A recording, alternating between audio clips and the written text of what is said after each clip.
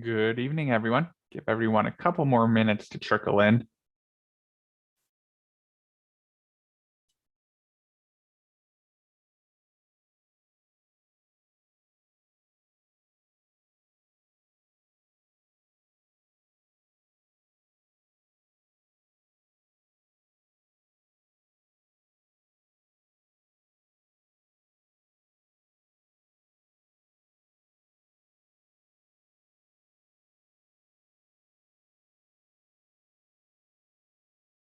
Zoom might be taking its time tonight. Seems like people are coming in at a slower rate than usual, or you're sick of my teaching, one of the two.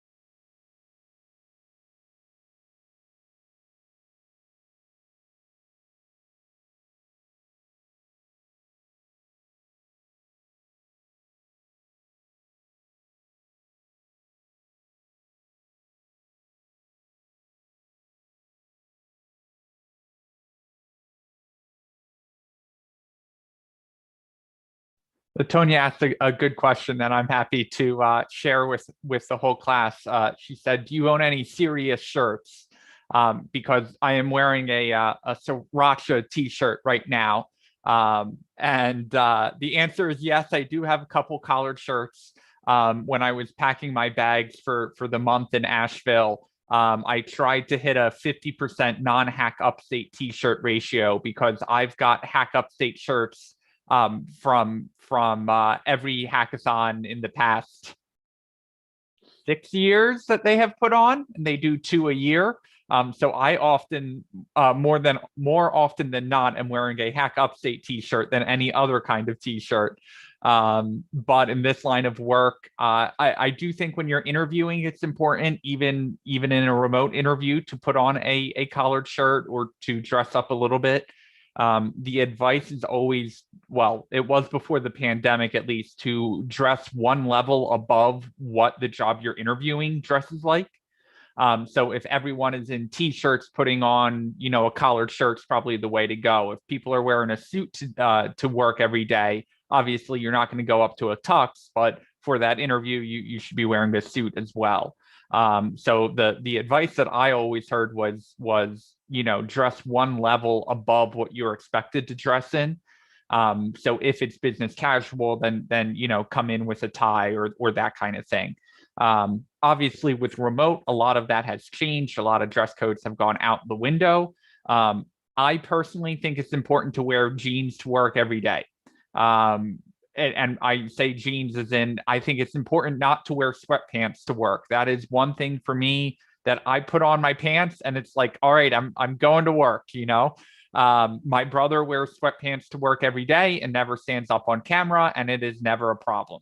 So it is totally a mental thing for me. It is not a requirement. Obviously, pants are a requirement, but the type of pants are not. And for me, mentally, jeans are an important part of my routine. So totally random diatribe there at the beginning of class, but remote has definitely made clothes less important, but the tech sector has always been known for being casual, t-shirt friendly. And because there's such a demand for developers and people in the tech sector, you often get a free pass as to what you have to wear to work.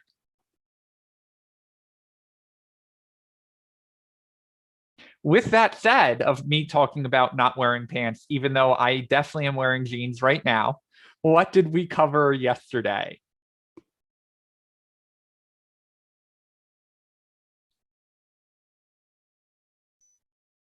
Oh, and Karen, I'm totally with you. I never have shoes on. And nice iSchool shirt. I've got one or two of them in my closet as well, Carolyn.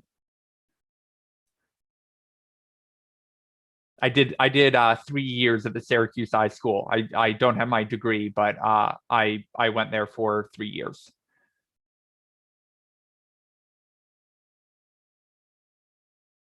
Okay, yesterday. What did we cover yesterday?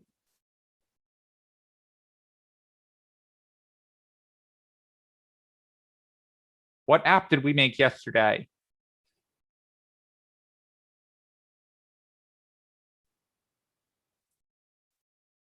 Chat app. Yes, we finished it up. What are some things that we did yesterday that are similar to what we did with the to-do list app?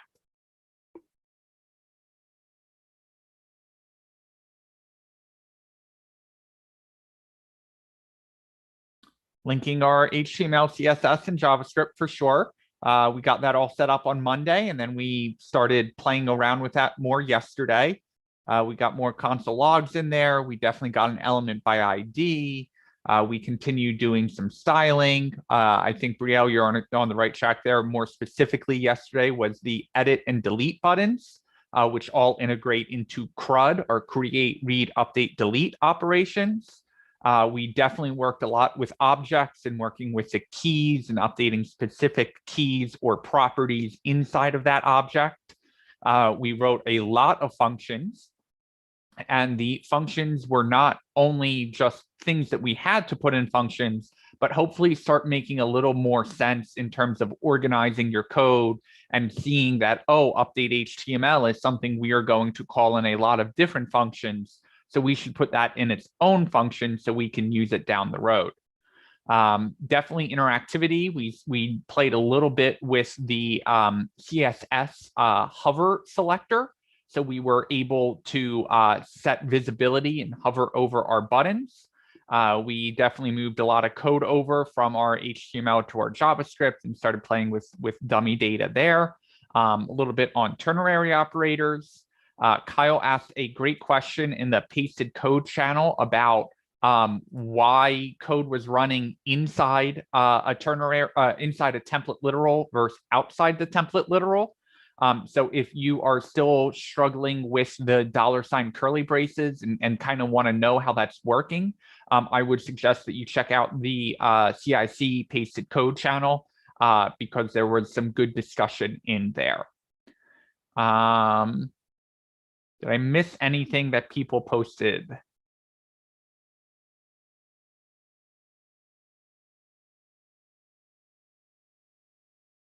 Okay.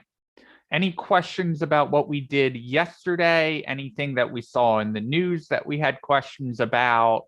Any questions about the future of the curriculum, of JavaScript, of this weekend, the stock market?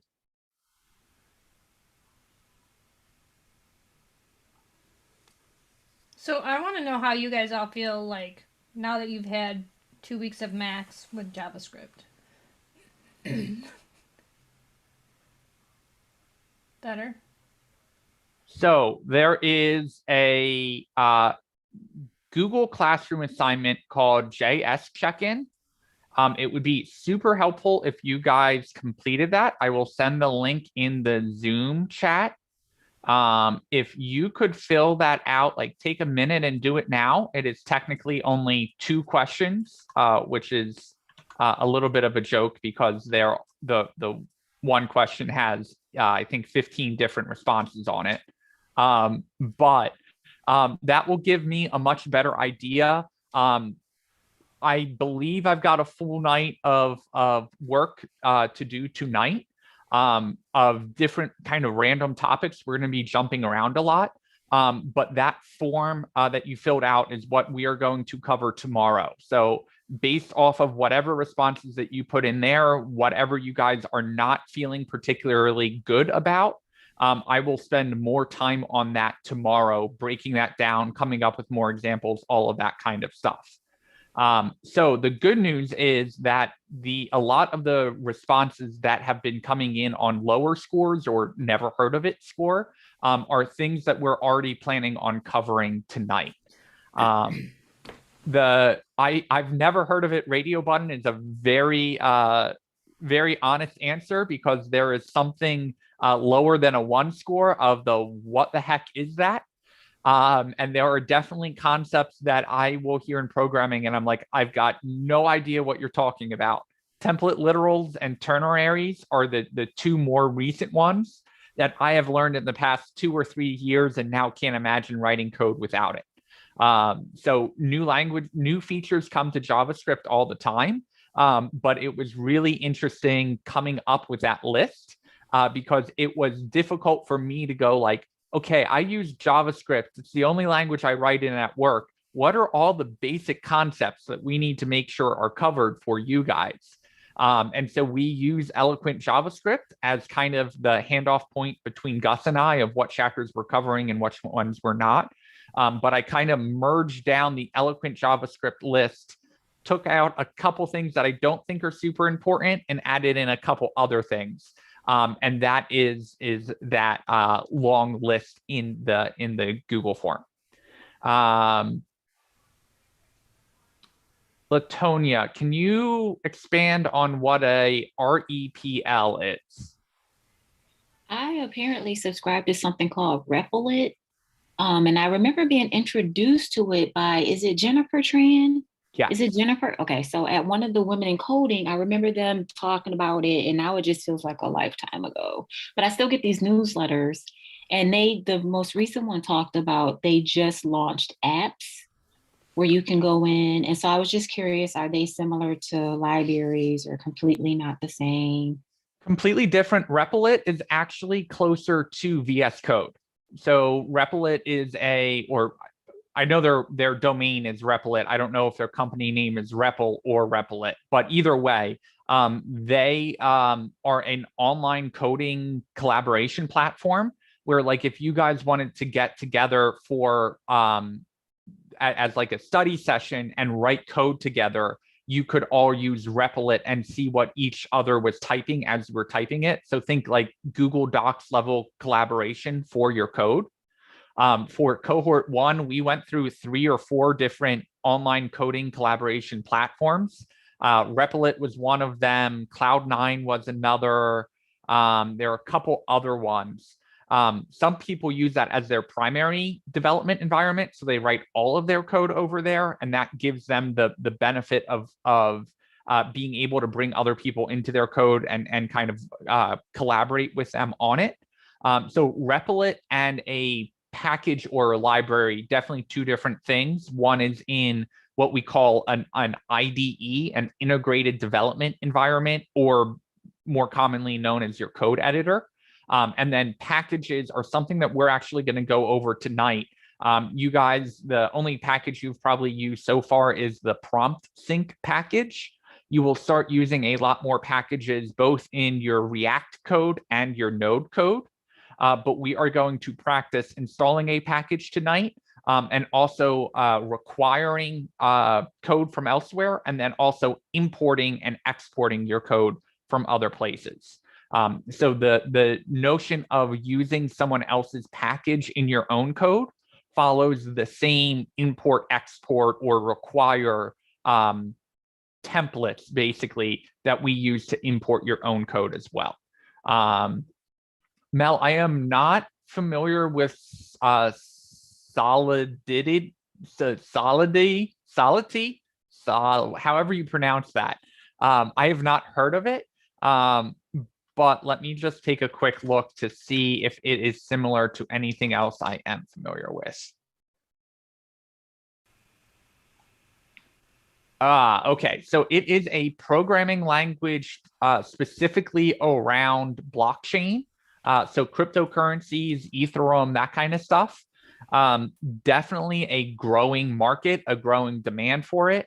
Cryptocurrency is now one of those things that it's not the weird thing that your friend is telling you to invest in, and you know they're the crazy investor. We have reached the point where big enough companies and enough money has been poured into blockchain that we know that this is a technology that is around to stay. So that language is specifically used around blockchain of how do we verify that this money someone is giving me in whatever currency, Bitcoin, Ethereum, whatever it may be, is actually real money? How do we confirm that? And then how do we check that against what is called the public ledger to confirm that that money actually exists? And how do we record that transaction? So blockchain, totally new industry. You can write a lot of your code in blockchain or for blockchain products in JavaScript, just like you can use Python and other ones. That specific language is targeting blockchain and not just around cryptocurrencies, but around other uses of blockchain for securing and verifying data. So when you hear blockchain, it's easy to think, oh, that's cryptocurrency. But blockchain is the technology that powers cryptocurrency. But there are other uses of blockchain, like in the healthcare space, in cybersecurity, in a lot of different things. So blockchain, cryptocurrency are not synonymous. Blockchain is the bigger category, and then cryptocurrency is a section inside of that. But there is a lot of interesting information of like, how do you do a transfer of money without a bank? And so that is where blockchain comes in of verifying that transfer, recording it, all of that kind of stuff. And that's where Solidity would come more into play of a language specific to cryptocurrency. I don't know a ton about it. I do not know about the language, but I would say just from what I have invested into cryptocurrency time-wise and learning about it, it is definitely a worthwhile thing to learn more about, even if it just becomes a hobby on the side. Being able to secure your data using a new concept in technology is probably worthwhile learning. And yes, package installing that you did with Gus, we will be revisiting that tonight. I'm going to show you two different ways we can get access to that package. And then we're also going to use those two different ways to access code that we wrote in a different file in a different file. So we're going to write code in two separate files and learn how to link those two together. Tonight is a couple forewarnings. Tonight is more advanced concepts. So I do not expect you to be able to like be experts at this by the end of the class. I am hoping that we get a lot more questions tonight than usual.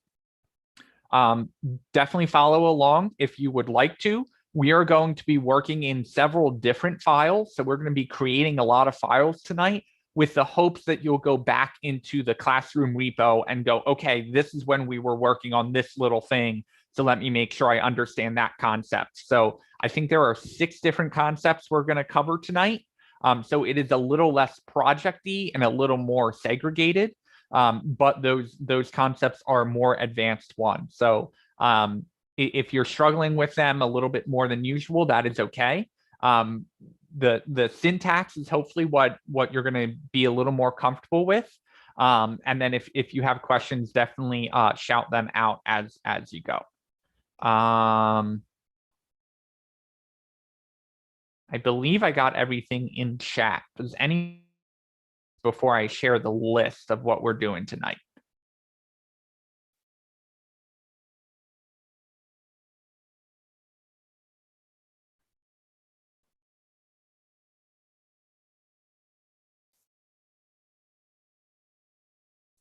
Okay. So first thing we're going to cover, super basic, going back to HTML, no JavaScript. How do we get one page to link to another? Very simple thing to do, something that we may have skipped over in our HTML, and something that is very important to do for your capstone. So you can go from your home page to your contact page or something like that. So we will do a quick little example of A tags and hrefs and how we're linking our two pages together. You may have noticed last night I wrote up a quick print array method, and that used a function called .map. So we're going to talk a little bit about creating a new array from an already existing array and how we can work with that. We are also going to go over an array filter of, hey, I would like to get a new array based off an existing array by just filtering down some information in there. So we're going to borrow from our messages array and use a similar structure from last night and talk a little bit about how we can create a new array and how we can filter through the existing array. We are then going to move on to import, export, and require, talk a little bit around those syntaxes, the newer one and the older one. Then we are going to move into a concept that I am most nervous to teach about, which is asynchronous code and promises. I think we have a pretty good starting point. I've written out this code. I'm hoping that we can get through it. But there are some great memes that have come out from asynchronous code, and I will share them with you tonight. And then finally, hopefully, we will make it to regular expressions. The idea is to just get the concept kicked off over there, do 2 or 3 free code camp exercises with you, and then just open that door. That will be an optional homework if you would like to learn a little bit more about them. But regular expressions are a very specific syntax that you can write to match parts of your code against a string. So if you said, my house number is 123 Main Street, how could we easily get the 123 out of that? Or how could we use something like 123 Main Street, comma, Syracuse, comma, New York, comma, 13202? How could we get out each of those individual sections where we could say, oh, this is the street address, this is the city, this is the state, and this is the zip code. So using regular expressions is an art form. I absolutely love regular expressions. I use them all the time at work. My senior dev on my team cannot stand them and will write code any way he can to avoid writing a regular expression. So it is one of those things that when you find someone who is an expert in them, chances are they are either a very battle-hardened professional who has been in the industry for a while, or they're a very weird developer who may have some masochism going on. So regular expressions are something that we will just cover the concepts on. And then if you would like to continue them in free code camp, you definitely can. And if not, that is also completely fine. Okay. Any questions on that?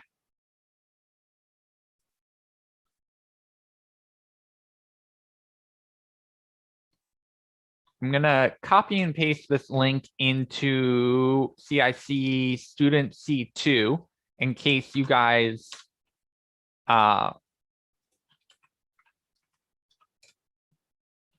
in case it's helpful to see the list. And you will see as we work through our code tonight, all the puns in the message from this afternoon should start to make a little bit more sense. Okay. Let's kick it off.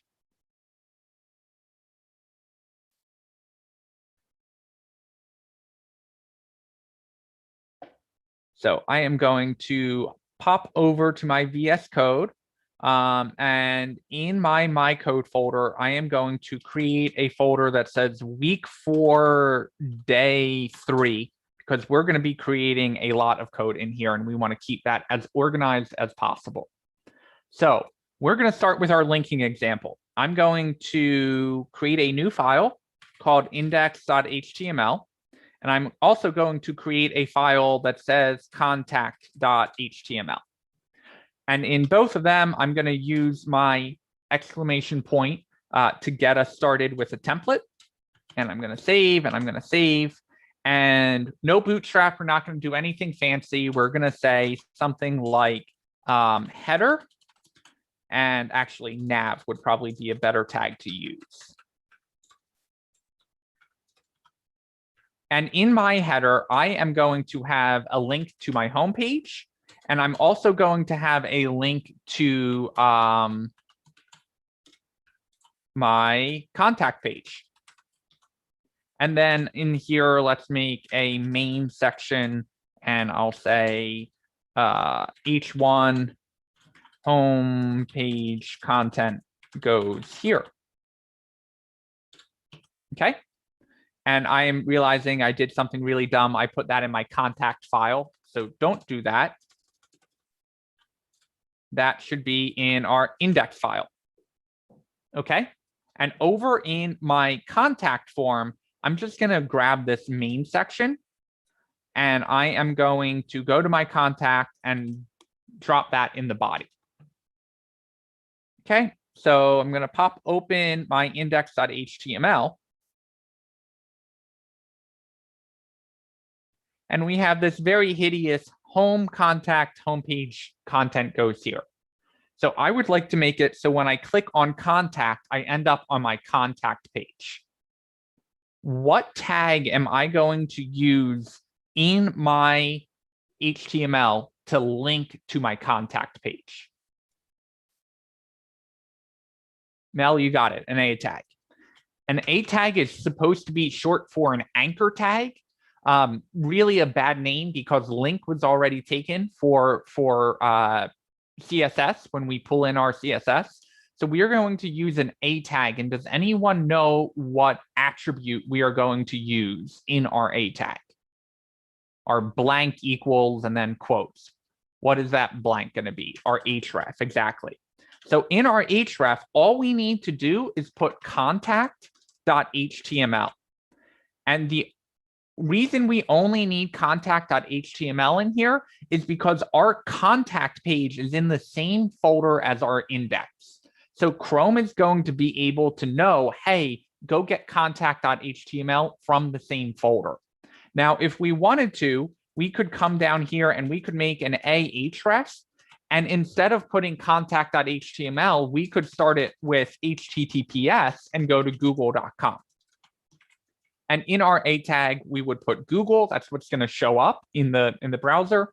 And then our closing A tag. Now, I am out of it tonight, and I should have put my A tag on contact, not on home. Okay, so if we come over here, we can refresh.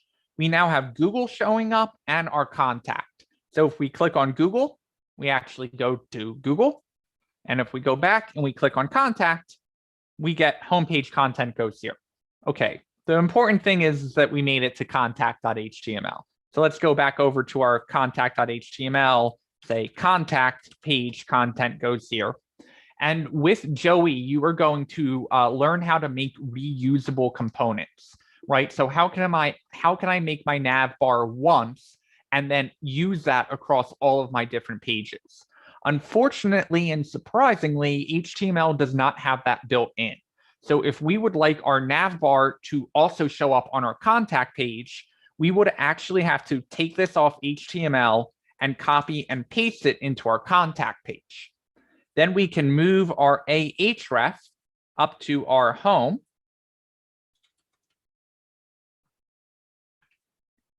And adjust this so instead of it going to contact.html, it's going to go to our index.html. We're going to save that. We're going to come over here. We're going to refresh. We now get our contact page goes here, and we've got our links to home and Google. If we click on home, we make it to our home page. And if we click on contact, we make it back to our contact page. So really basic, but maybe one of those things where you've built out your entire page and then you go, but how do I get over to that other one? So an ahref is how you are going to do that. And then for a bonus, if you said, how do I open that in a new tab? If I click on something and I want Google to open in a new window or a new tab, how do I do that? You can add something in here that says target_blank. And what that is basically saying is the target of where this link is going to open should be in a blank new page. So if we save that and we are on our contact page and refresh, when we open Google, you'll notice it opens in a new tab. So in case you are looking for that functionality, all we need to do is add our target underscore blank, and then it would start opening in a new tab. Any questions on that?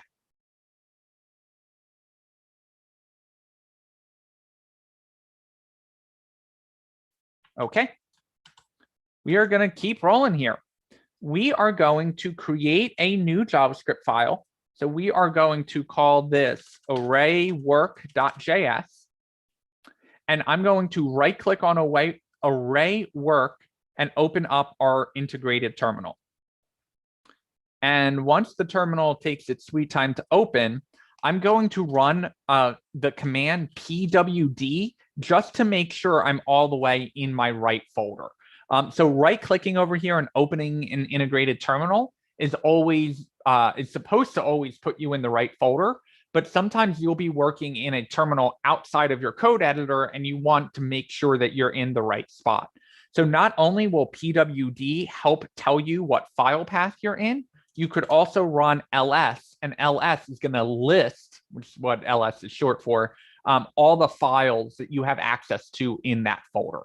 So I know we did some terminal basics all the way back at the beginning of class. From this point forward with React, and especially server side, you're going to be spending more and more time in the terminal. Because we are working with arrays are certainly not server specific or browser specific.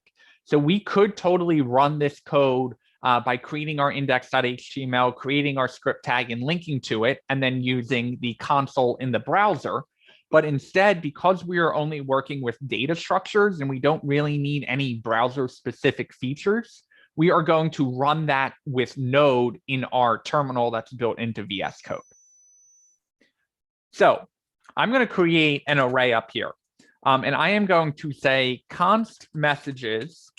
And if we think about our messages array, it had some text in it.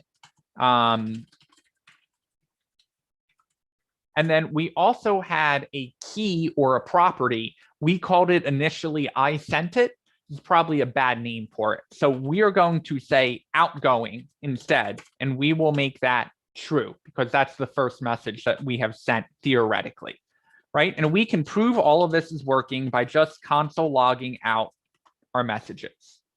So I'm going to come down here. I'm going to type in node. And I am going to run arraywork.js. Remember, tab is your friend. If you just type in the first couple letters of that and hit tab, it should auto-complete the name of your file. And so it ran, it console logged out my messages array. My message array has an object in it. That object has keys for text and outgoing. And then the values of those keys are, this is my first message, which is a string, and our Boolean true or false. Okay, so I'm going to take this and I'm going to create 4 messages.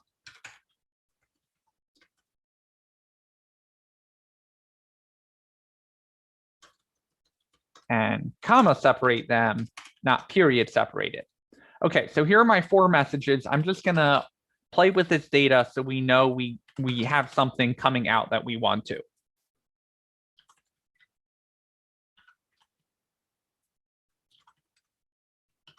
So we've got all of that. We can make sure we don't have any syntax errors by running the code again, and out comes everything that we expected in our console log. So one way we could, what if we said, I don't care about whether it was an outgoing message or not. All I would like is the strings of all the messages that got sent. How would we go about getting just the message strings in their own array?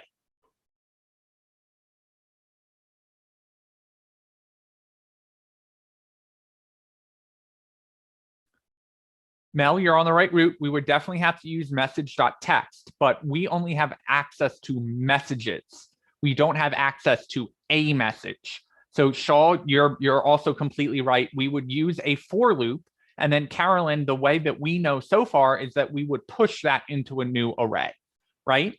So when I console log out my messages, I've got this pesky outgoing, and this is kind of nestled away in an object. So I don't have easy access. So if I just want the messages, we would do something like let messages text equal a new array. And then we would say for const message of messages. And then we would messages text dot push. And now we've got access to our message, right? And that message is going to be this object at start, this second one, and then over and over until we make it all the way down to the end. So in our messages text.push, we only want to push the text. So we are going to say, hey, use that new message variable that we created that's filling in from our array objects and just push in the text.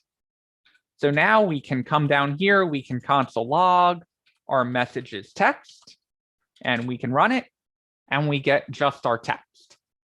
Okay, that's great, and that's totally a way to do it. But turns out it's very common to need to make a new array, right? Because that's what we ended up outputting here out of an existing array. And so that is when we want to use a function called .map. .map is a newer function. .map is another kind of for, right? We can do for let I equal 0. We can do our for of.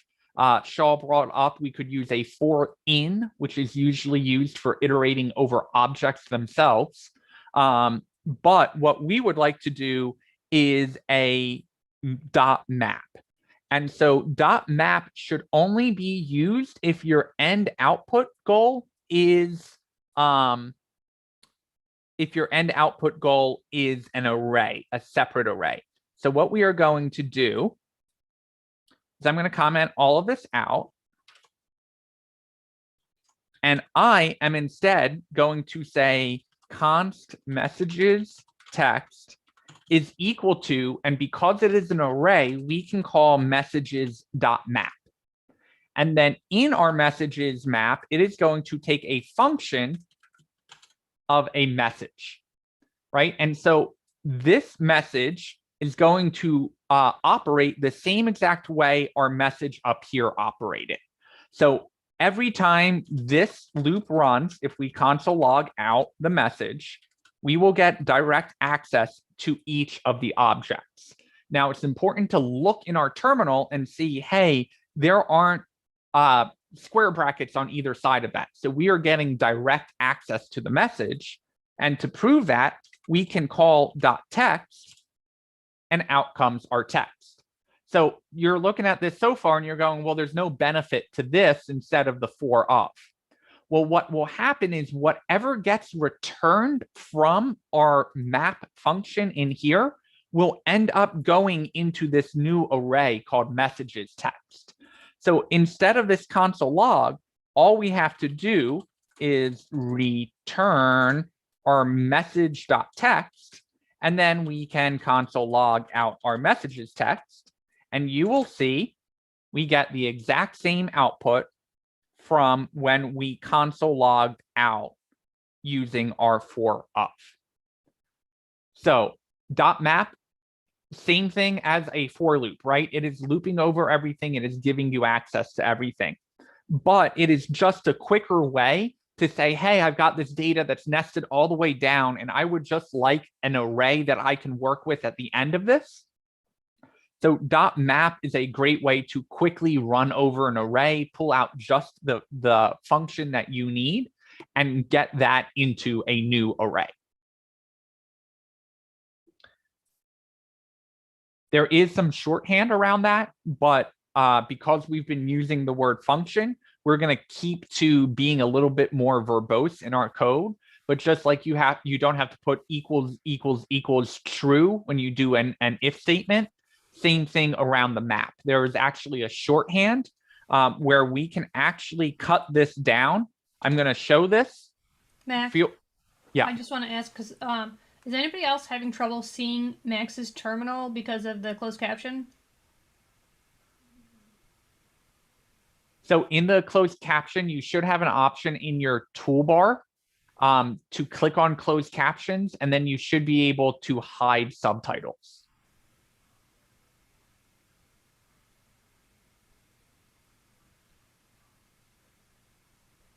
Okay.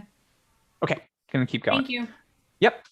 The shorthand for this, and again, you do not need it if you're this is just shorthand, you do not need to fully understand this right now, but you can bake this map function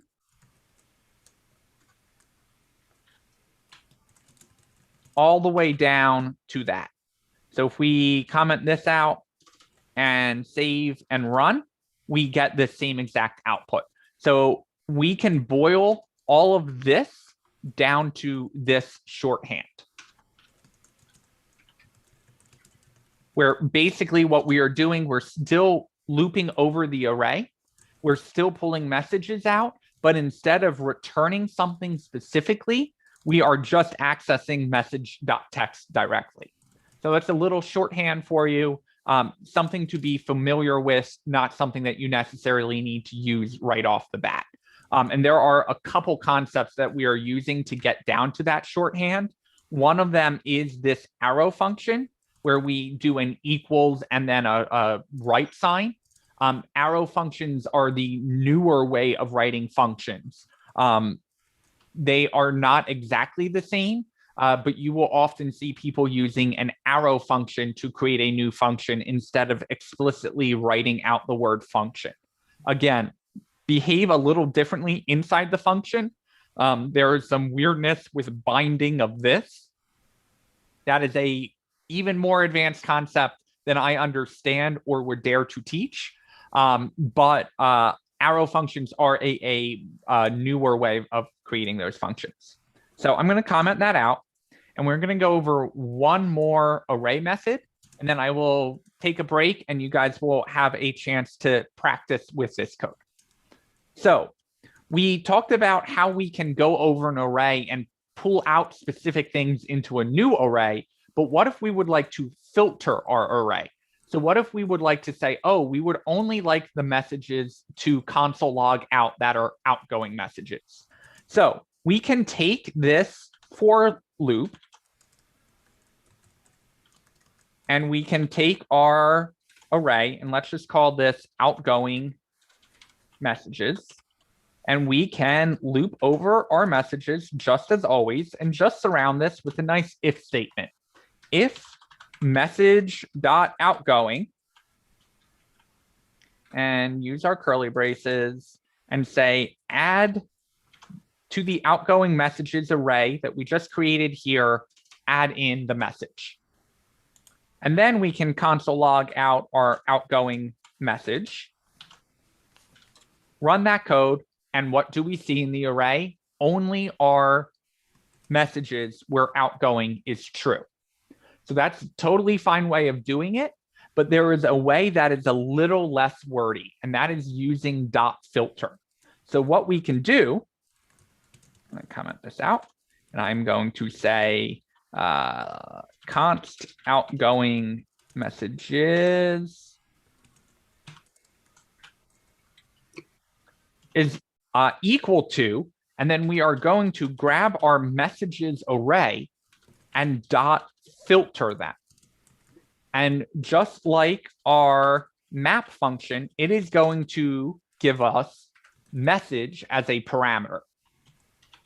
So we create this function. We are going to loop over everything just like we did in map, just like we did in the for loop. But now if we return anything that is true in this function, it will keep it in the array and put it in outgoing messages. If it is equal to false, it will just skip over it and not put it in the array.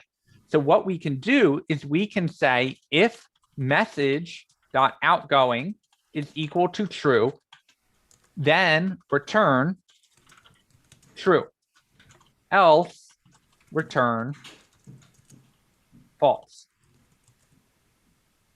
And now we are going to console log out our outgoing messages, run the array, and we see it accomplishes the same thing. Now, you may look at this and think there's no way that that is any cleaner than running this for loop with the if statement. And I would kind of agree with you. This is a lot more wordy than this for loop. Let's just stick to the for loop. The thing is this shorthand can get simplified way down to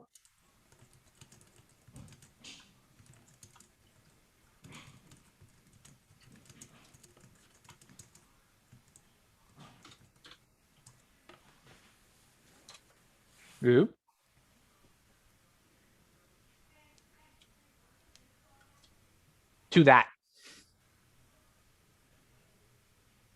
So no, that's a lot of shorthand. There are a lot of principles there. If we wanted to get the messages that were not outgoing, it would be as simple as adding an exclamation mark there. So we could save, we could run that, and we would get our outgoing messages to be false. So I'm going to do a quick overview of how we simplify that all the way down. So we already talked about the arrow function, right? Instead of declaring function as a word, we can switch that to just use an arrow there. So that's the first simplification. Now, we don't need to look if message outgoing is true, because it is always assumed that if you don't have an equal or less than operator, that we are looking for the fact that it is true or not. So we can take that out. Now, when we look at message.outgoing, message.outgoing, we already know is a true or a false statement. So instead of saying, hey, if it's true, return true, else if it's false, return false, we can just return our message.outgoing. And then we cut this if statement all the way down.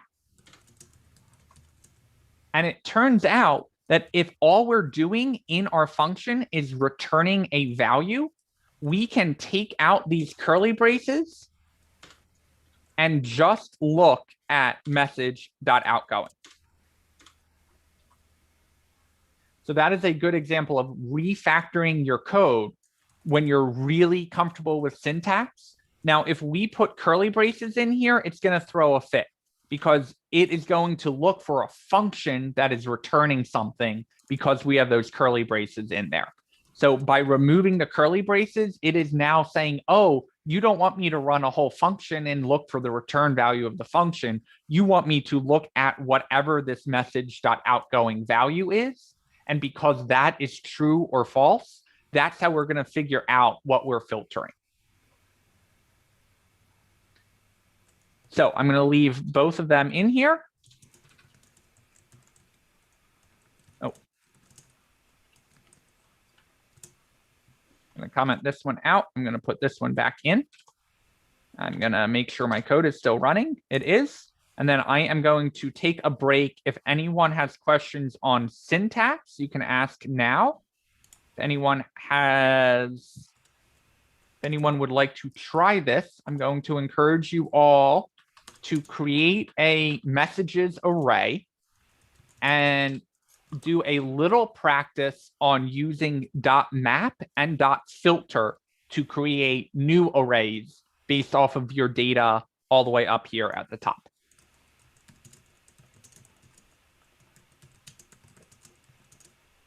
And Alina, yeah, the arrow is just my text editor being super fancy. It is just the equal sign and the greater than sign that make that.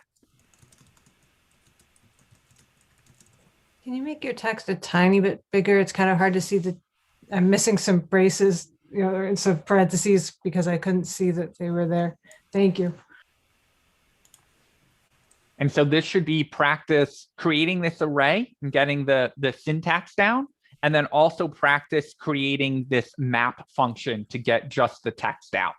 And then once you get the map working, you can move on to filter.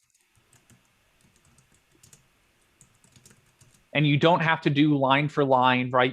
If you understand the shorthand, feel free to use the shorthand. If you would like to use longhand, that is completely fine. But what we're doing here is practicing the map and the filter as opposed to using a for of. And so you may say, Max, why do I need to understand this? I get the for of, you're confusing me, you're teaching me too many other things. Well, other developers are going to use a map filter or use a dot filter to go over and loop over their code. So it's important to be able to read other people's code and understand what's going on in addition to being able to write it yourself. So when I look at a junior developer's code, there is oftentimes where I say, hey, you can take these 10 lines and rewrite it as 3 if you just use your filter. And I'll go through with them and show them how I refactor their 10 lines down to 3 like we did on the filter, so you learn to write more efficient code. So we're not expecting you right out of the bat to go, oh, I can write this 10 times faster with dot filter than I can with a for of loop. The important thing is that you understand what the for of loop is doing, the fact that you're looping over it, the fact that you're creating a new array. Those are all the important things. But at the same time, we still want you to have an idea of all the different kinds of loops or filters built into JavaScript. So you just have an idea in the back of your head of, right, now I remember dot map is just another way of looping over my data.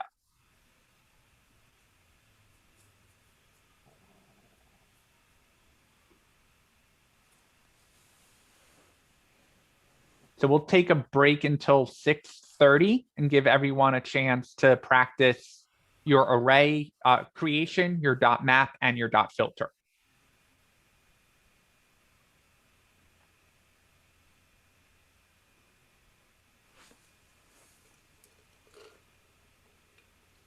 Do you want to make up our own array? If you'd want to, the important thing is that you've got at least one property that's a Boolean and another property that's probably a string. Oh, okay. Thank you. Yep. Latonia, I'll post the contact and index files into the GitHub repo. Those are completely standalone, so you don't need any of those files to work on this array exercise.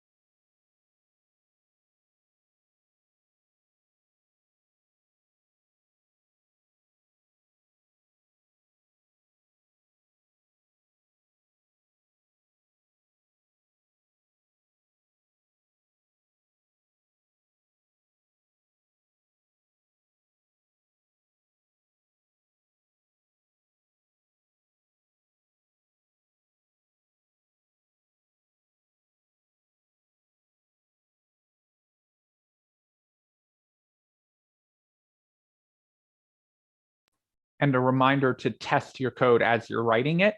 So if you don't have the terminal open, you can come over here to the file name, right click and click in Open an Integrated Terminal. And then once it pops open down here, you are going to type in NODE space and then whatever your file name is. Remember that it is case sensitive. So if you have a space in your file name, you're going to have a lot of trouble running it. And if you have any capitals in your file name, make sure you get the capital in the terminal. And then when you run that command, if you have anything set to console log out, we can confirm that it is outputting the right thing. Right after we run our node and our file name and hit enter, we can see what is outputting there. So we're just using node to do a quick look into what our new data structures are doing. Give everyone 3 more minutes. If you have any questions, feel free to throw them out like Brielle just did. Good question, Brielle, on map and filter. Typically, you want to filter your data in the database code before you access it, because it turns out databases are much more efficient at filtering data than JavaScript is itself. However, there are often times that you will be using someone else's database or API, and they will return back a whole bunch of information that you only want either a portion of, or that you would like to filter and ignore pieces of information that are coming back. So using a .map then is super helpful to be like, I don't care about the 15 things you returned. I only care about these 3 things. Or, hey, you returned me all this weather information, and all I really care about is the high temperature and the low temperature. I don't need the wind speed and all of that information. We also used, I don't know if we use .filter in our to-do app, but .filter, the search bar, would be a great example of using .filter to search through our to-dos and only show the ones that we care about.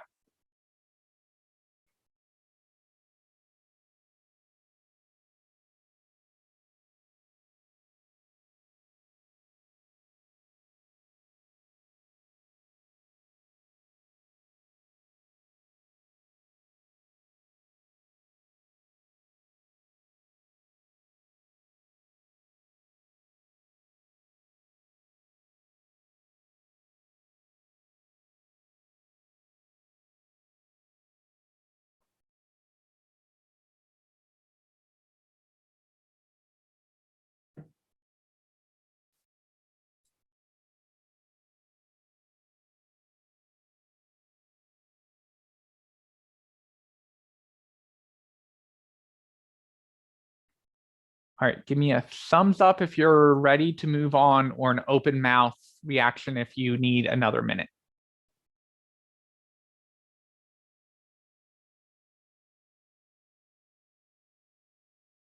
Okay, I've got 2 open mouths, so we'll give everyone 1 more minute and then we will keep going.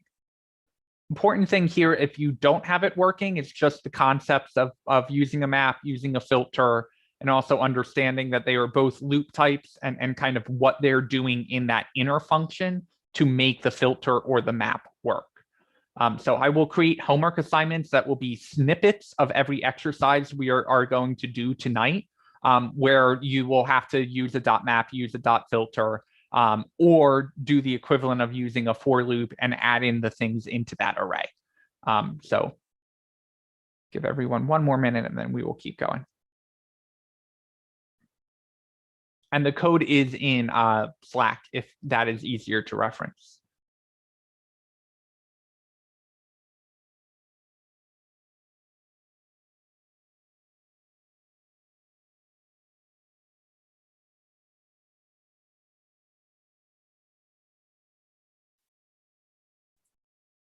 Funny how mute works. Max, I'm doing fruit.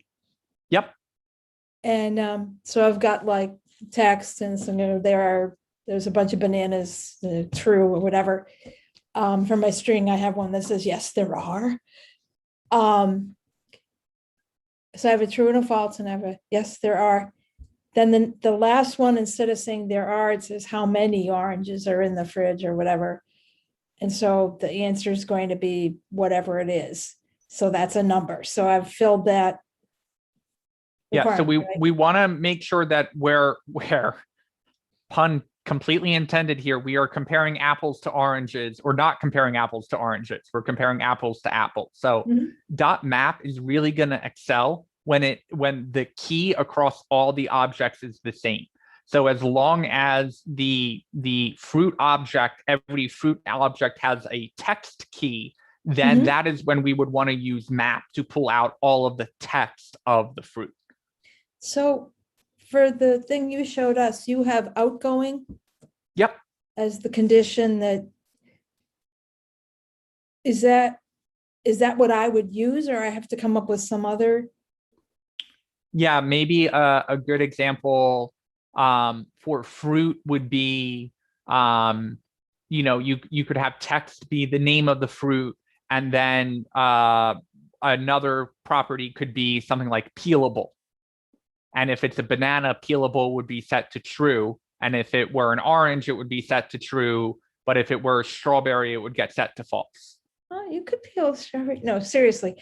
So I was kind of following your model though with, the text string, but that's probably not the way I want to go then.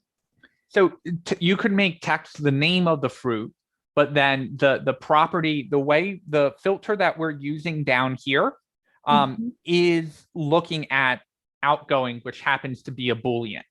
Now we could do a filter and filter the array on quantity, right? We could say anything where quantity is 0, we don't want to be in the array. Or we could do something like an inventory system, right? Go find me anything where the quantity is less than 10, because that means I've got to reorder them, right? And so that's probably a good example. If we, let's say our const fruits is an array, right? Oh, because okay. Good practice is whenever we have an array of multiple things, we want to use the plural for the name. So we could say something like name is apple, and then let's just say our quantity of apples is 5, and then we've got our name of oranges, and our quantity is 15, and then finally we've got our name bananas and a quantity of 0. We have no bananas. We have no bananas today. Correct. So if we wanted to say const fruits we are out of, we could grab our fruits and filter them and get access to the individual fruit. And then we would say return if the fruit dot quantity is equal to 0. Because we know we need to order them. And console log out our fruits we are out of. Yeah, which is really good to do because you got to check it. And now when we run that, we get our bananas with a quantity of 0. And if you're really getting fancy and you say, well, I don't want this object, I would just like bananas, we can combine our filter with our map. Oh. And so in our, we'll say objects, and then we can say const fruit names we are out of. We can take our fruits we are out of objects and map our fruit and output our fruit dot name. And now when we console log that out, we just get our bananas. So an arrow function is basically just output, which is what a function does. An arrow function and a regular function, other than technical, extremely technical advanced under the hood things, do the exact same thing. So I can write this as function, and all I need to do is remove my arrow and my equal sign, and this behaves exactly the same way. So an arrow function and a regular function are 99% exactly the same. But arrows are a bit more efficient. Yeah, it's a little cleaner to read because you don't have to explicitly use the word function. Shows you know a little more than maybe you do in my case. Use them. Arrow Okay. functions are definitely newer. So when I read code Yeah. that has an arrow function in it, I know it's been rewritten in the past 2 or 3 years. That some people hold on to functions. It is not a clear delineation that you're using a newer, better version. Arrow functions tend to be preferred, but they aren't necessarily considered better. And functions are not. The word function is not going anywhere anytime soon. Yeah, they're just more elegant or eloquent or whatever the hell I'm trying to say. Yeah, you'll hear the word verbose a lot in Oh, yeah. code. I've heard that. And it's weird that we aren't we don't think about verbose is not a word that we use a lot in typical day-to-day English, but you will hear oh, your code is very verbose. And while that can be a good thing in understanding of it, it can also be in a bad thing of, hey, you could write this more efficiently or with less lines of code. Yeah, my husband runs into that all the time. It drives him nuts. This other programmer that was there years ago, not to comment on that programmer, but I mean, he's just like, this is too many. So yeah, I know. Okay, so I don't have mine ready then because I made it too complicated, but I've got the video and I'm getting this, so we're good. Perfect. Thank you.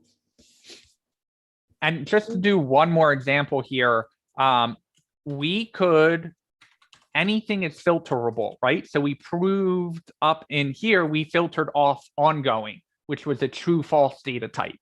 Down here, or Boolean, down here, we filtered off quantity, which happened to be a number.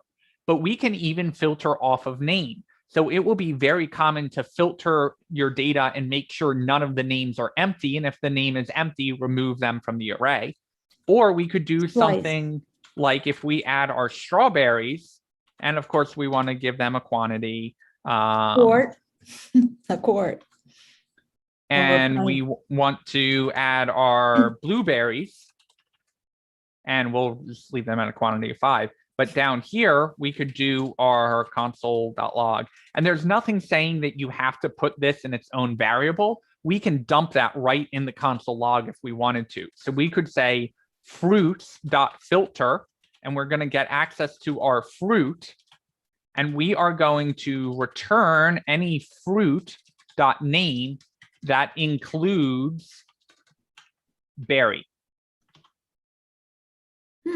Okay, so now instead of filtering off our quantity, we are looking at the name property. And because it is a string, we get access to this function called .includes that is looking for the word berry anywhere in our name. So now when we run that code, we get, I've got other console logs in here, but we get our strawberry and our blueberry and nothing else in that array. And so you can definitely look at this code and go, oh yeah, that is a much quicker way of grabbing our berries out than doing a for loop, creating our new array called. But you got to understand the other. So this is making me think of database management right here. You know, doing SQL queries and, you know, calling out, your filtering is what you're doing. Yes. Pulling out, which you, so, okay. All right. So we're going to. I'm feeling fruity. We're going to keep going unless anyone else has questions.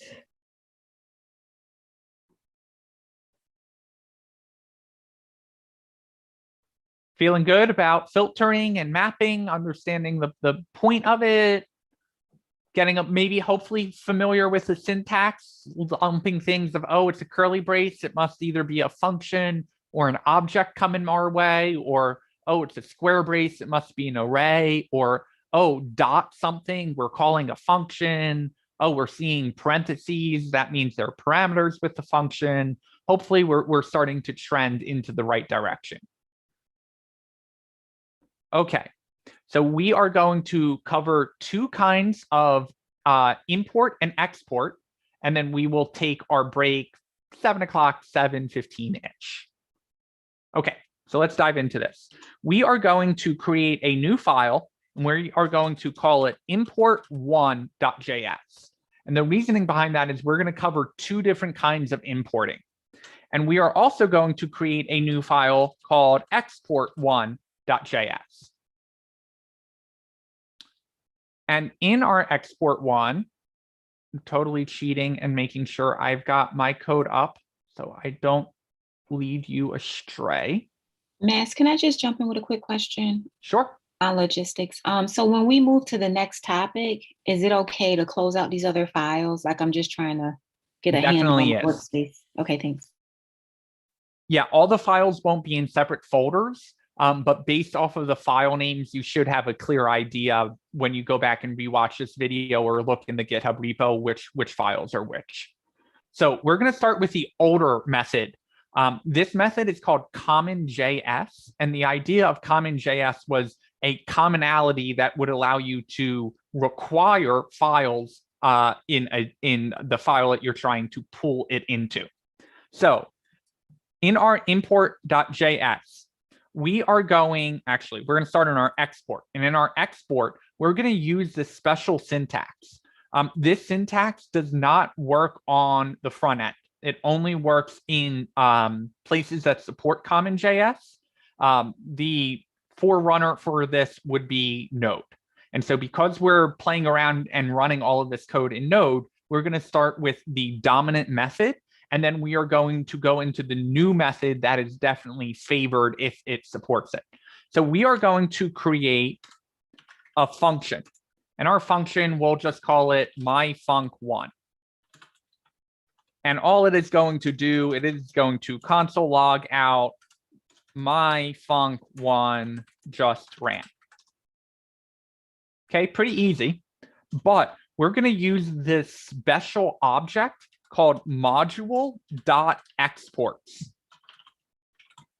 In module.exports, we are going to export out myfunc1. Pretty easy. So we come over to our import one, and all we do is we console log out myfunc1. So I'm going to save that. I'm going to come down to my terminal that I still had open. If you don't have it open, you can come over, right click and hit open integrated terminal.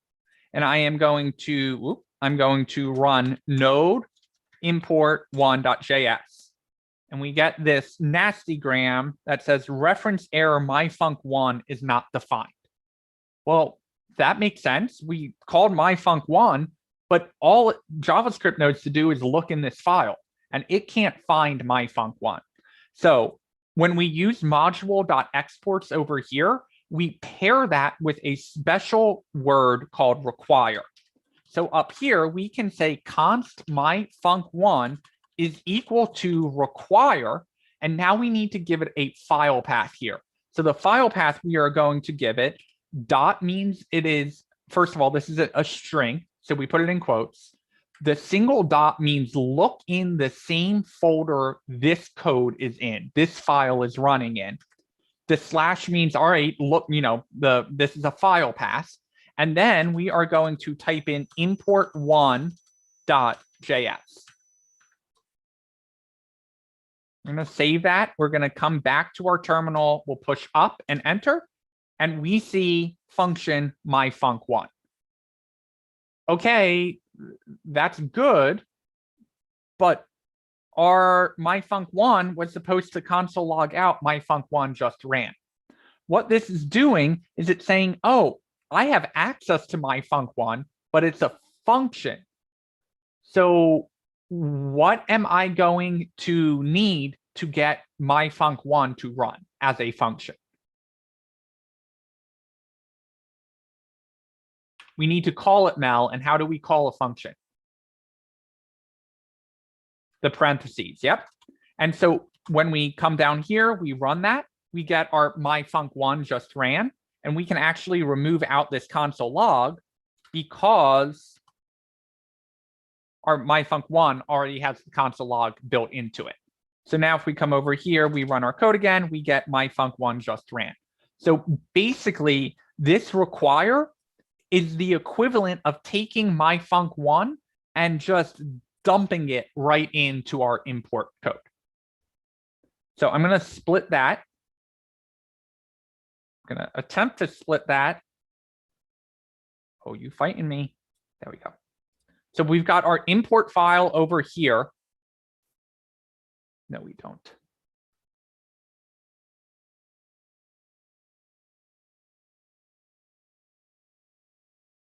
Try and get this all on the screen for you. Okay, so we've got our input file on the left, our export file on the right. So give you guys all a chance to catch up to this while I go over what the / means over here again. So inside our require, which is a reserved word that it understands means like, hey, go require this code, go pull this code in. So we do parentheses for the parameter. We do a quote for the string because we're passing in some text. The dot means start at the current folder that I am in. So if we did 2 dots there, it would mean move the directory we are looking in 1 folder up. And so because we only used 1 dot there, it knows, okay, look, it's called a relative path. Look relative to where I am now to understand where this file is. Now we do a slash because the slash always represents another folder level we are going into. And then finally, we put the file name and the .js for the file extension.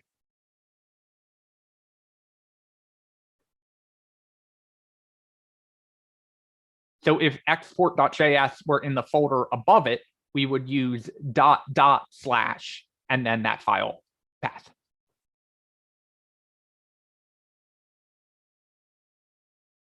Is anyone able to successfully require their code in another folder?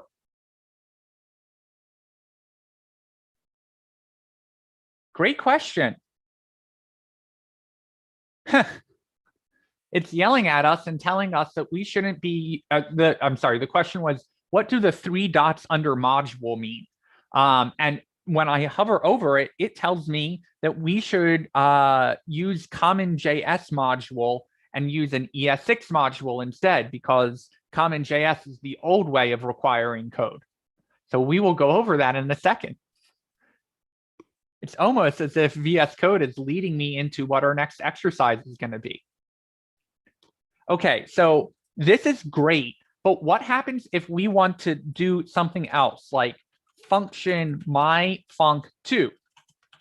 And we'll grab this and we'll copy and paste it. Okay, well, now we run into an issue. myfunc1 is here, but I want myfunc1 and myfunc2 to be exported. So what we're going to do is we're going to wrap this and turn it into an object. Now, you could technically do it as an array too, but because it is an object, we can pass in myfunc2 if I spell it correctly. So we think everything is hunky-dory here. We're going to save this. We're going to rerun my node 1, and it says myfunc1 is not a function. Okay, well, what is it? So let's console log out myfunc1 and comment this out for now. And when we run it, it says myfunc1 and myfunc2, but it is coming back as an object. Well, why is it coming back as an object? Because when we exported it out as an object. So all we have to do is tell it, hey, when we use export1.js, it is going to return an object of myfunc1 and myfunc2. And now we can call our myfunc1 and our myfunc2. If anyone is super interested in syntax, this syntax is called object destructuring. It is basically mapping. It is basically converting the object that we're passing here out into these 2 individual variable names. So if I save that and I run it, now I got myfunc1 just ran and myfunc2 just ran. And this doesn't just have to be for functions. The most common thing to import or export out will definitely be a function. But this is just an object. So we could say something like color is blue. And then we could come over here, grab access to our color, and console log out our color. And when we run it, we get undefined. Color. What did I do? I forgot to save. Then we get color blue. There's nothing worse than going, but that should have worked, and then realizing that you just forgot to save. So this is kind of common JS in a nutshell. So when you guys start doing back-end development, you will see a lot of people's code is using require. And the reason it used require is common JS was kind of something that got bolted on top of JavaScript because the notion of importing and exporting code wasn't built in. Fortunately, with ES6, which is also known as ES 2020, they added the notion of import and export to replace the notion of require. So you will find a lot of code bases are only using import. You will find older code bases are only using require. You will find even some code bases that are mixing the two of them together. But we are going to pull off the same exact functionality, but now talk about ES6 or ES 2020 modules and how that works with import export. Before I do that, give me an open mouth if you would like a minute to play around with require, or give me a thumbs up if you want me to go on to import.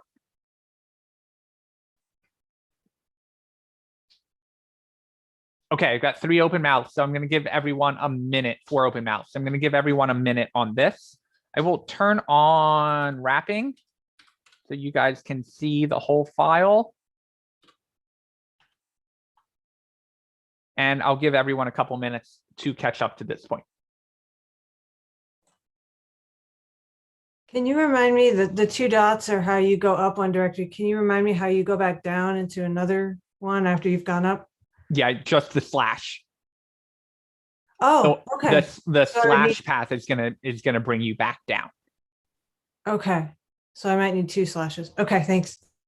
So you could technically, if you really wanted to, say, hey, go up 2 directories and then come back down. I'm sorry, go up 1 directory and then come back down into my week 4, day 3 folder. And in theory, that also works. Okay, so when you go back down, you have to put the name of the directory. That makes sense. Correct. You got to know where it's going down. It's easy for it to go up, harder for it to go down without knowing where you're looking going downwards. Okay, thanks. Relative paths are kind of a necessary evil, and you fight with them until you get them, and then it's so easy for you to understand them, and it's just trial and error to get it right.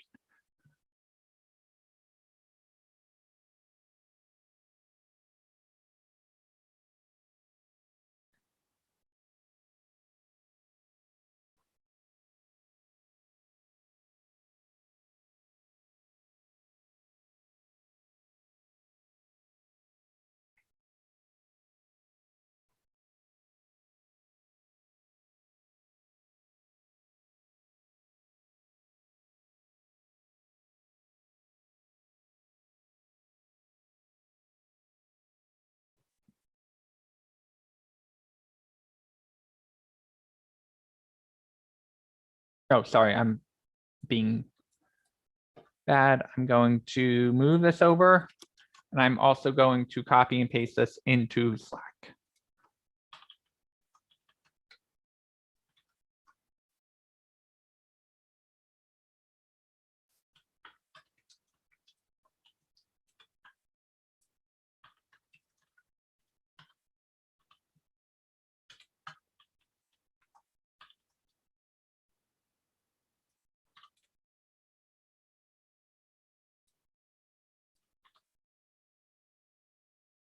Shaw, if you could stop asking good questions, that would be appreciated. So great question between import export and inheritance. Inheritance is used in an object-oriented programming language. The majority of popular programming languages today, like Python and Java, are object-oriented. JavaScript is kind of the radical out there. And so ES6 now technically supports classes natively, and you can write classes in JavaScript. In fact, Joey will show you not next week, but in the module after next, how you can use class-based components and the difference between a functional component and a class-based component. Either way, that doesn't answer your question. An import-export is a very basic notion of I've got this code in the other file, and I would like to be able to run that code in this file. So it is as simple as whenever you see a require or an import, that is as simple as let me grab this code and dump it in here. And then the export on the other side is basically saying let them get access to this portion of this file. Inheritance is a much more complicated notion of being able to write your class and then extend the class and still have access to the parent's properties. So you can think of, if you're coming from an object-oriented programming language, you can think of the export as basically setting it as a public variable. And then you can think of the import as the child being able to access that public variable that they created. So two different things that can be used in the same to accomplish the same thing. So inheritance, more complicated, probably a little bit more powerful. But in JavaScript, we tend to not use inheritance a lot. And when we do need inheritance features, we would use something called the object prototype, which is a more complicated notion that I don't think I'm going to dive into. But if you are interested in how we can bring object-oriented programming concepts into JavaScript, I would recommend checking out Eloquent JavaScript. They have an entire section on the prototype, and that may link some things up for you.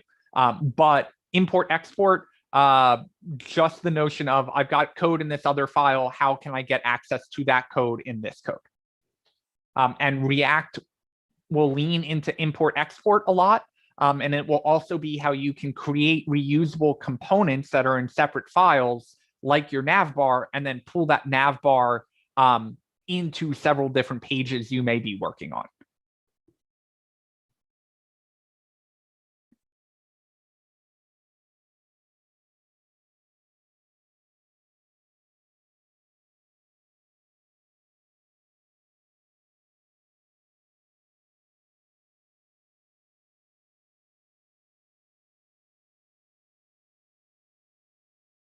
All right, I'm going to roll forward here unless I get more than 2 open mouths.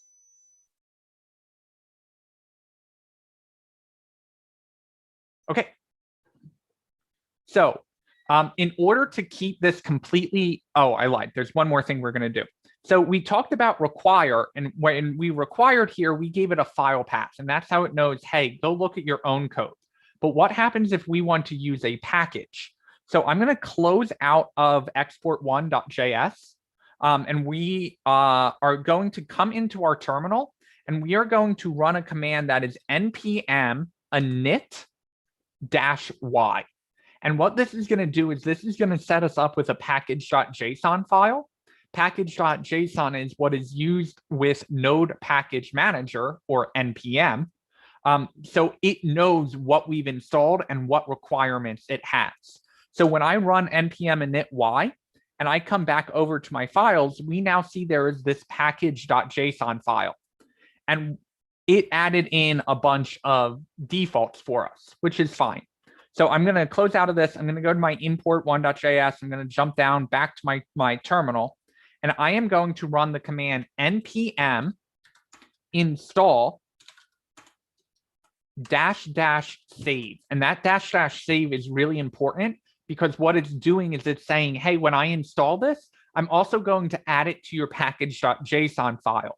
So if you send this code to someone else, they can run npm install and get all the things listed as a dependency in the package.json file. So I am going to install a package called camel cakes. You spelled install wrong. Also, was that a negative Y when you, the first one that you did?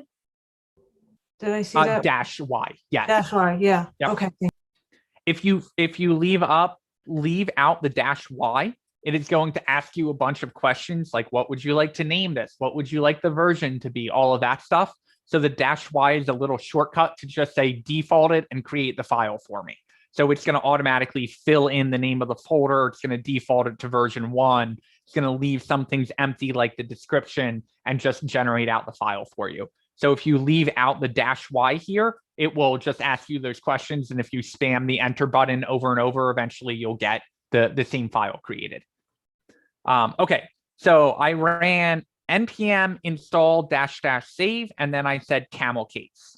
And what that did is it installed it created a folder called node modules, and it installed all of the code camel case needs to run.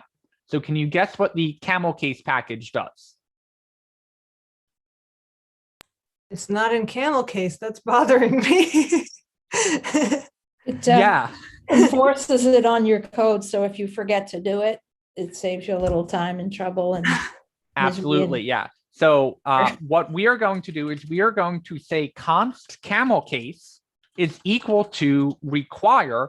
And now instead of putting a dot or a slash, we're not going to use a file path. We are going to put in camel case. And what that does is it gives us access to camel case through whatever variable we created here. So now I can come down, I'm just going to console this out, or I'm going to comment it out for now. I can console log out and I can say camel case, and then I can say some sentence goes here and save it and go back to my terminal. And I'm going to run my node import 1, and what prints out? Some sentence goes here, but it's nice and in camel case for us. So you may say, Max, that's awesome. How could I ever figure out where all of these packages I have access to are? Well, if you go to this lovely website called npm.js, you can search for packages. And so we installed a package called camel case. And if we pop this open, we can see the documentation of how we require it and how we can call camel case. Now, if you said, well, that's great, but I would like snake case, you can do a search for snake case and find that there are 2,623,246 downloads of snake case this week alone. And a little fun fact for you, whenever you refresh the page on NPM, it gives you another thing of what NPM stands for. So novice, practiced, and mastered. And if you refresh it, you get a nesting penguins molt. Just a little fun fact for you. But anyway, the project documentation and often what is called the README is accessible here, as well as how many people have installed it this week, which is a surprisingly good gauge of whether this is a popular piece of code that you can rely on. I'm going to pop back over here. Now, one thing to note is that the name of this variable does not need to match the name of the package. So if I wanted to call this camel case whatever the default exported code is that is set up in the require camel case side will be put into here. So I can actually grab this variable and update the name in my code and save it and run it, and I still get the same thing. So that's just one thing to note of whatever the package name is, it has to match in the require, but it does not have to match over in the const. So if I change this to camel case and run node, it yells at me and it says cannot find module camel case . So we do have to have the package name and the casing, the correct casing match in this require. We do not have to have it match when we put it in the variable that we are going to use in our code.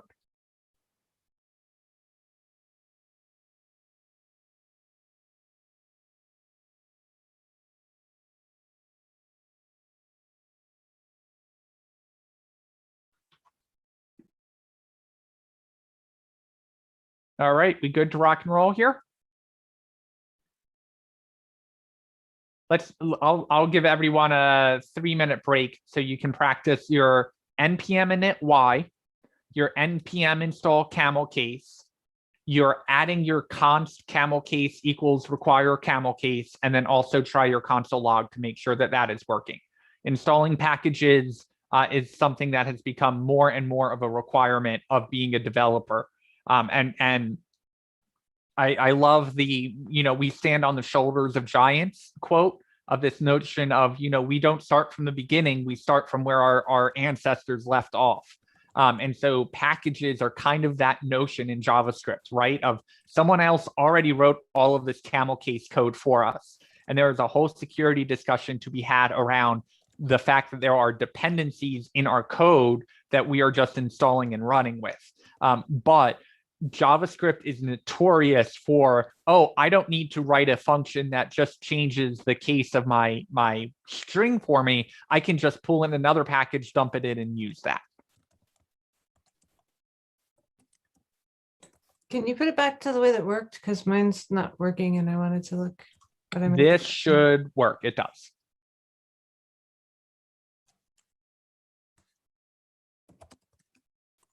Are you getting a specific error? Yeah, module not found. Okay, so did you npm install camel case? Yes, and it Okay. went. Maybe it went in the folder or something.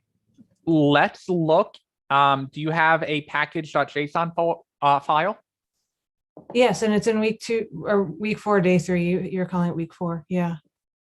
So if we open up package.json, do you see the dependency camel case? Towards the end of the file, mine's on line Modules, 13. camel case, yeah. Okay, so Maybe I typed something wrong. and you've got camel case in the require not capitalized. Well, I have it the old way. I have require parentheses and then quote dot slash camel case all lowercase and closing quote parentheses. No dot slash, Oh, because it's not a file that we have created. So whenever there's not a dot and a slash, it knows to go look in the node modules or in the dependencies that we installed instead of looking for a file that we have created ourselves. okay. Thanks. And Alina, we got the package.json by running npm space init, INIT space -y. And that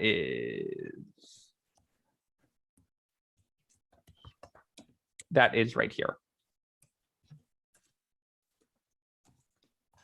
And npm will definitely yell at you if you try and use -- save before you have npm initted, because it's basically going to say, I don't know what file to save that into.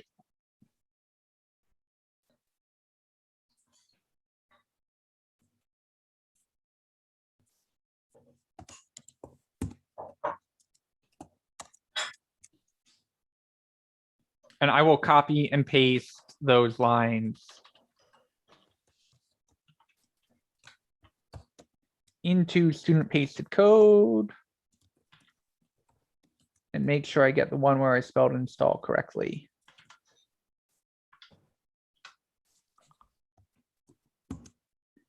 And you want to just make sure that when you're running those commands, you're running them inside the same folder that you have your JS file in. So the quickest way to get to that is by right-clicking and then saying open an integrated terminal, and that will jump your terminal to the right spot. Max, how do we do JSON again? NPM? Space init, INIT, space -y. Okay, great. Thank you. And that will make the package.json file for you. Yes, INIT. And it's all lowercase in both the install command and in the init. So npm init JSON. No. And it's in Slack. And I will also highlight it. npm space INIT space -y. Oh, just okay. Got it. Alina, Thank do you have Node installed on your computer? Yes. So if you type in npm and hit enter, what does it say? 1 second. Actually, you know what? I'm just going to let you share your screen. Okay, and it just says, hold on, I'll do that.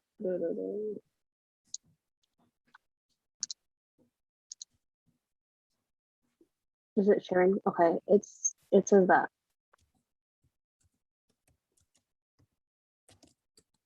Okay, so that's right. So npm.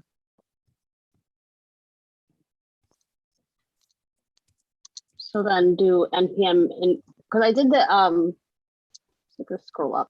So I did. What was that? One package is looking for. So I don't see something your else that they were talking about. package.json file over in the Explorer. Yeah, I so- don't, because that's why I was asking, because I don't have it either after I did the npm init. I'll do it again, but Oh, there's a space between the dash and the Y. I'm sorry, there's a space between the T and the dash. INIT Space dash Y. dash y. No. Well, different error. We celebrate different errors. Invalid name mod 4. So the problem is that your folder name has a space in it. And it's Okay. throwing a And then- fit over that. So should I how am I gonna fix? Oh, so I have to go fix the file name in my computer then? So we can do that, or if you want to just npm init without the dash Y, we can fix it that way as well.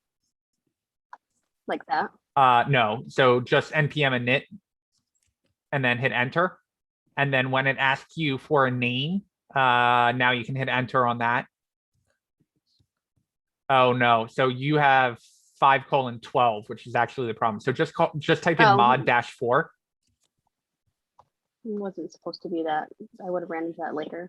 And then enter, enter, enter until you get all the way to the bottom. Okay, Okay. now you should have your package.json. So now you can Yes. npm install -- save all the spaces between them. Dash where? I'm gonna stop sharing my screen. So Sure. it's okay. Yeah, it's just save and then space I and have then it right camel here case. in Slack. Install -- Yeah, one thing you will learn is file names and paths. Spaces are your enemy. And if you think spaces are your enemy, any colons or slashes in the file names themselves really become your enemy. So spaces are bad. Other symbols like slashes are even worse in your file names. Max, what's that last one you were just showing that with the 2 hyphens and something about save? That's installing the package that is in the Slack channel in case you Yeah. need it. The only 2 things I saw there were the init and the install. And the install has -- save in it. Oh, Mel, do you have a question?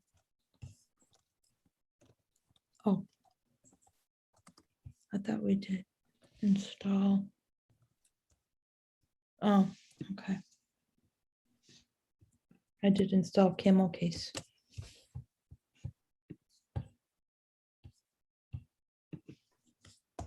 Mel, we cannot hear you, and you've got a weird screen share bug where we can see your desktop, but we can't see like the windows you are sharing.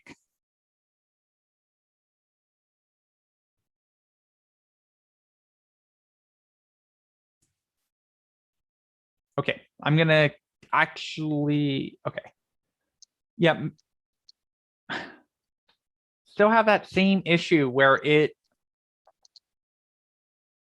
if I can find, actually, Karen, could you Google that for me of like Mac screen share, see desktop, but not Windows, and see if anything comes up, because I don't think Mel is doing anything wrong, but it's just this weird thing where all we can see is your desktop.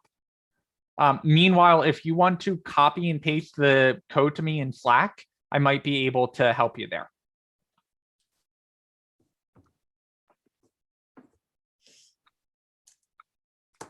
Okay, so we're going to do an import, and then I promise we'll take a break because I know it is definitely break time. So we're going to create 2 new files in our week 4, day 3. And I am or whatever folder you have it called, wherever you are in today's code. And I'm going to call it import2.js. And I am going to create Your another screen, file. Max. I'm going to create another file called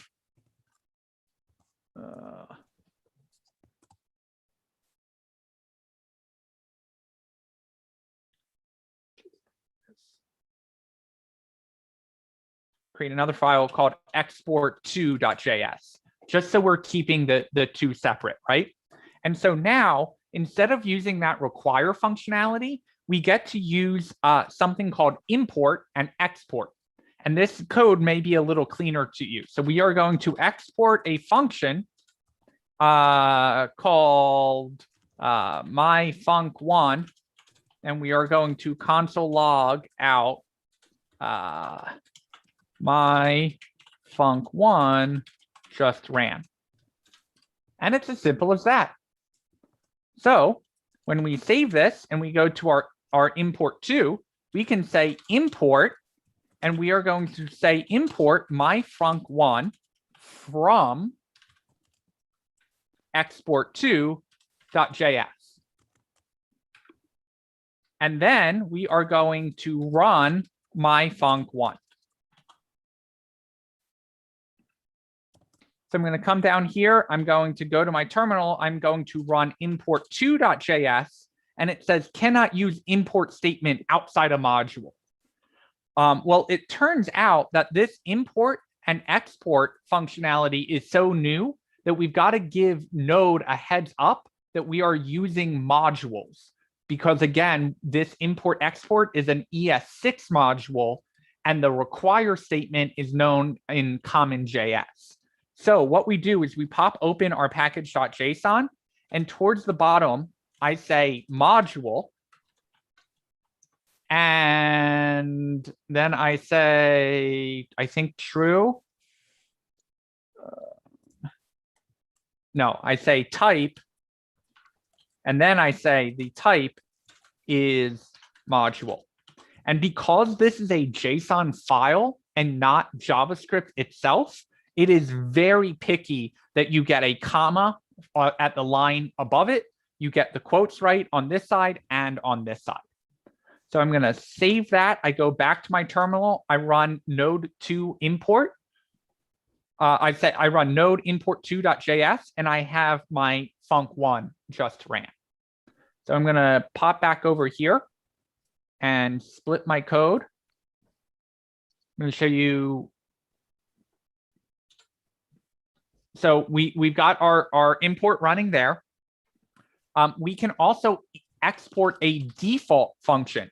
So we can say export default and call it myfunc2 and console.log myfunc2 just ran.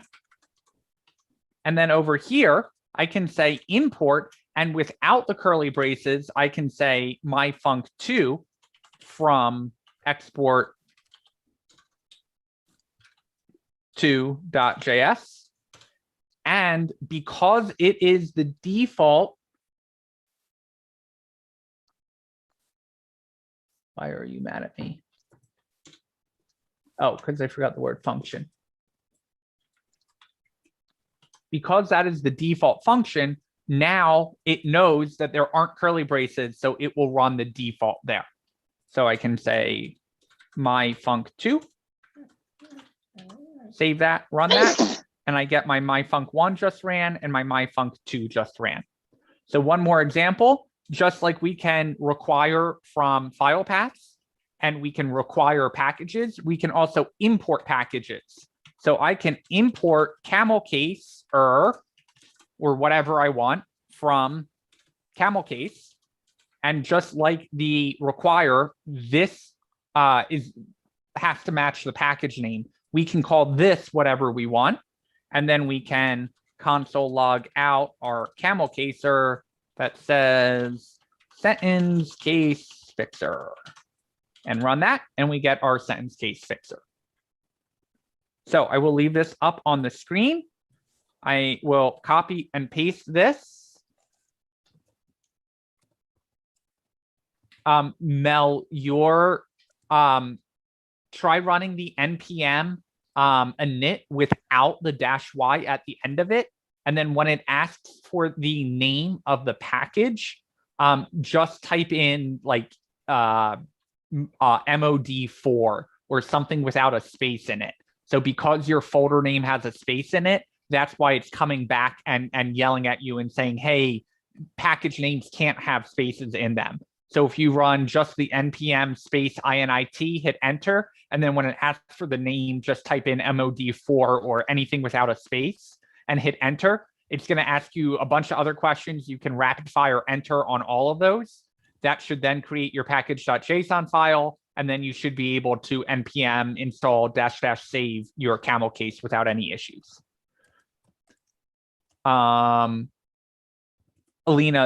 my package.json just has the type module added at the very bottom of it, the comma above it, and then the type and the module. So I will send this.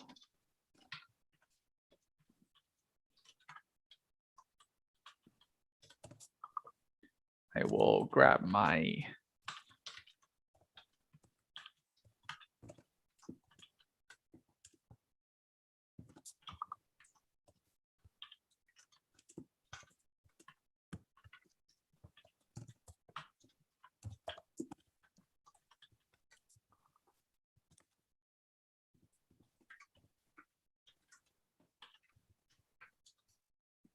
Now, one thing, and then I will let you all go on a break. I just tried to run my node1 import.js. My node1, my import1.js, remember, was the code that was using require. And what it says is require is not defined. It's like, what do you mean require is not defined? Require is how we import. Well, it is mad because I added the type as a module. So in this node code that we are running, you can either use require or you can use import. It's confused that I'm trying to use both. So if you have type module in your package.json, it will not let you use require. If you take out type module, then it will not let you use import, but it will let you use require. So that's one thing to note. Is when you're trying to run your code, if you are getting this require is not defined or something around import is not known, make sure that type module is in your package.json if you are trying to use import.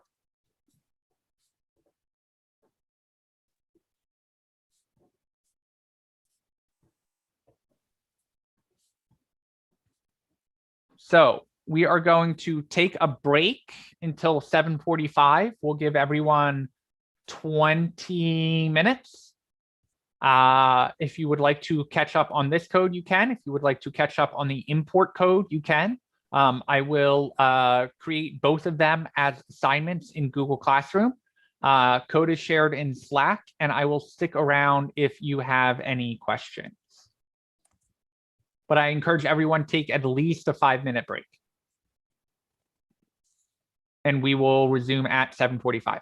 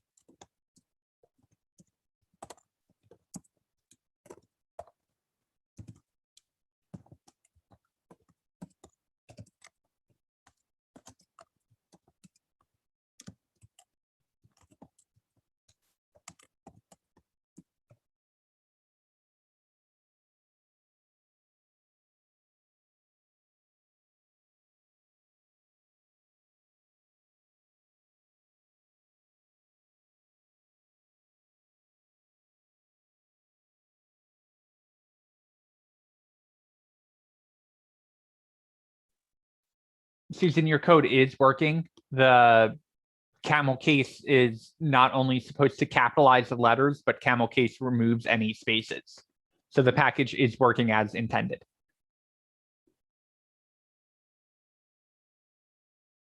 Were you able to get that working both with a require and an import?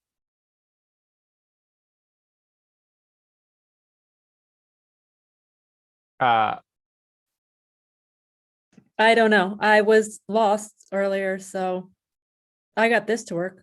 Okay. Yeah. I don't know if that was what you're talking about from like 2 times ago. Like I'm behind. Yeah. So I'm guessing the top of your file says require, like camel case equals require camel No. case. I don't have that. You share your screen? Yes, I just have to plug in. Sure. Sorry. No, take your time.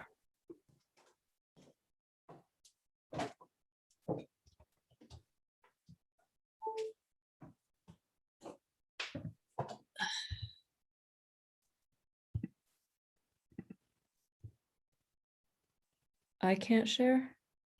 Oh, sorry. Now you can. Okay. Okay, so if you go to your import2.js, that's where you've got your import camel caser. So you are caught up with the most recent one.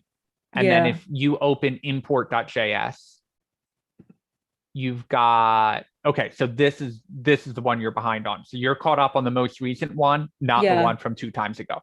Yeah. Cool. Then you're good to go. Oh, I had a question. No, I don't remember now. Well, if it pops back in your head, let us know. Okay.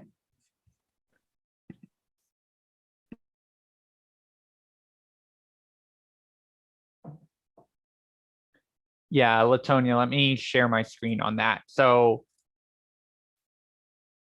when we run our node import 2.js, node is happy with us and there's no problems there.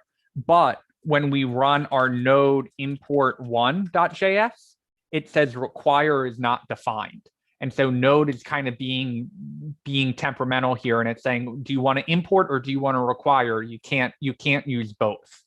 And so if we go to our package.json and remove this type module from it and save the file, now when we run node import 1.js, it will run fine with the requires.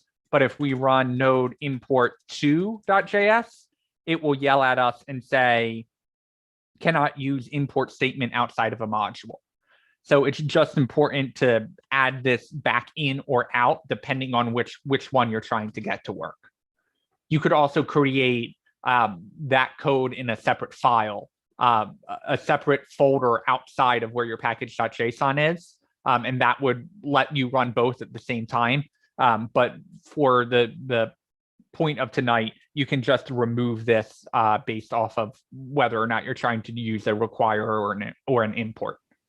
And can I just jump in real quick? What would that look like if would we just make a separate file and it would be another package JSON file that had what would that look like with the type module in its own file? Yeah, so you would have to create a new folder, and then there would be a package.json folder. I'm sorry. You would create 2 separate folders. One folder you may want to call like import, and then in the import folder, you would have package.json and then import1.js and export1.js. And then you would create another folder called require. And inside the require folder, you would have a package.json, which would have the type set to module in it, and then import2.js and export2.js. Which is totally fine. And if you want to just take type module inside and out of the package.json, that is also fine. Shaw, you're up first. You want to share your screen, and then Alina, I'll get to you next. Sure.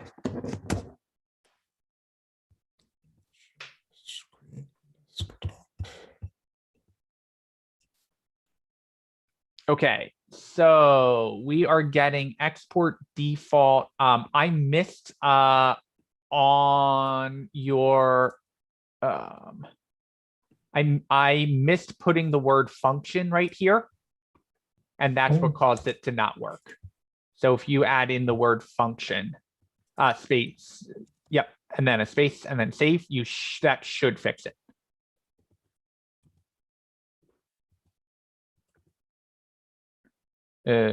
Okay. Well, we didn't get an error, but at the same time, We didn't get the console. you want to run node import1.js because this is where we're actually calling it import2.js. And there you go. Well, great, thank you. Yep. Alina, did you have the same, were you missing function there or something different? No, so you want it to come back as a syntax error, cannot use import statement outside of module, or we don't want that, right? We don't want that. So that's when you have to go to package.json and add in the type module at the end of it. Okay, because where do you have the type module typed anywhere? Yes. Message at 7:23. I shared my package.json file, and that has the type module at the end of it. All right, thank you. No problem.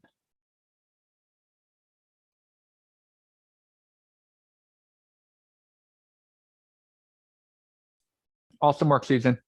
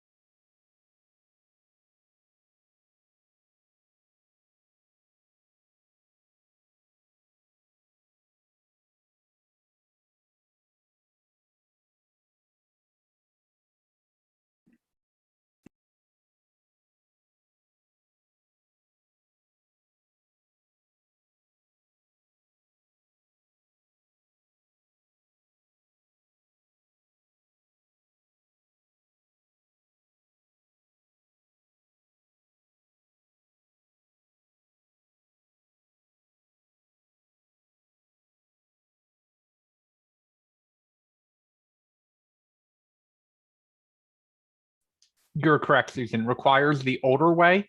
It is also referred to as a common JS import or require. And then import is the newer way with the import and the export. And that is what is considered an ES6 module or an ES 2020 module, or if you want to get really technical, an ECMAScript 2020 or ECMAScript 6. They all refer to the same thing. It's just people arguing over whether it should be the version number or the year number. But what we want to get to is ES6 module is the import export way, and then require is the common JS way. And most people are moving over to the ES6 way of doing it because that is natively built into JavaScript itself, as opposed to common JS, which is kind of layered on top of JavaScript instead of being built into it.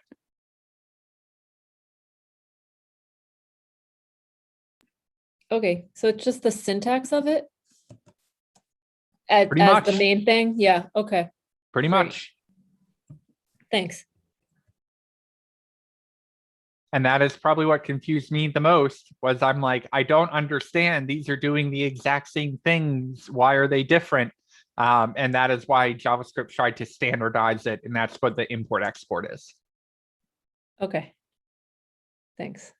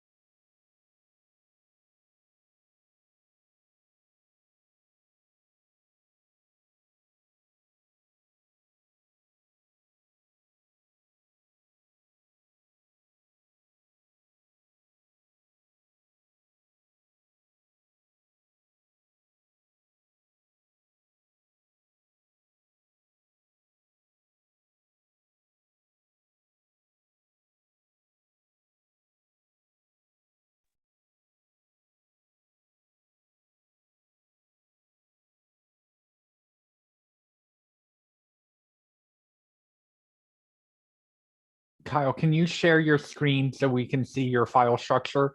Sometimes you've got to go up to get down, but if the two files are in the same folder, you would use one dot slash. If they're in different folders, you've got to do two slashes and then come back down. Yeah, I'm trying to get it. I'm trying to experiment with getting one from another folder. So let me go back to Zoom here and share.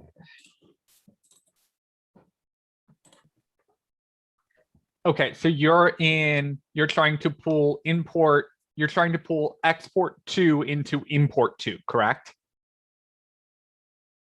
Well, that was what I did up here when we were just practicing with these two, but now I'm trying to get one from a different folder over here. Okay, so you would go, you would go up week 1, day 4. Yeah, so all of that is correct. Now, if we open up elementary school, Yeah. did we export in here? Oh, okay. That's why it's not working. Yep, we I can't was- import until we export. All right. I will work on that and then see if I can get it working. Thank Cool. you. The other thing I'll say is it might get a little weird because you're going outside of the folder the package.json is in. Oh, So it should work, but if it doesn't, you might want to create folders inside your wherever your import JS is, like create folders inside of there and then try and access it within that. okay. Thank you. No problem. The good news is your path was completely right. It was just a matter of exporting it. I don't know why I didn't think of that. All good.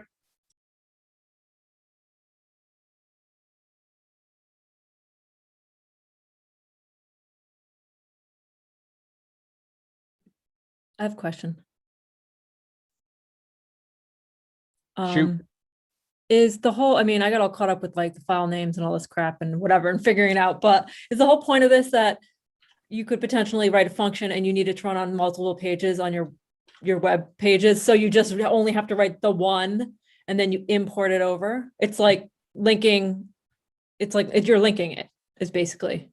Absolutely. Yeah. So Okay. whenever I work on a project, I have a file called helperfunctions.js, and they are a bunch of functions that I have written that I think it is absolutely stupid beyond belief that JavaScript does not have built in.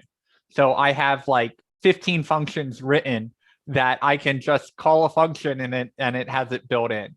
Actually, a couple of them are around regexes and how I think it is stupid how regex is a super powerful thing, but then I have to write this function over and over again in every project that I use. So that is kind of like my own personal, whenever I start a new project, I drop helper functions in there. And then wherever I need it anywhere in the code, I just import that function from my helper functions.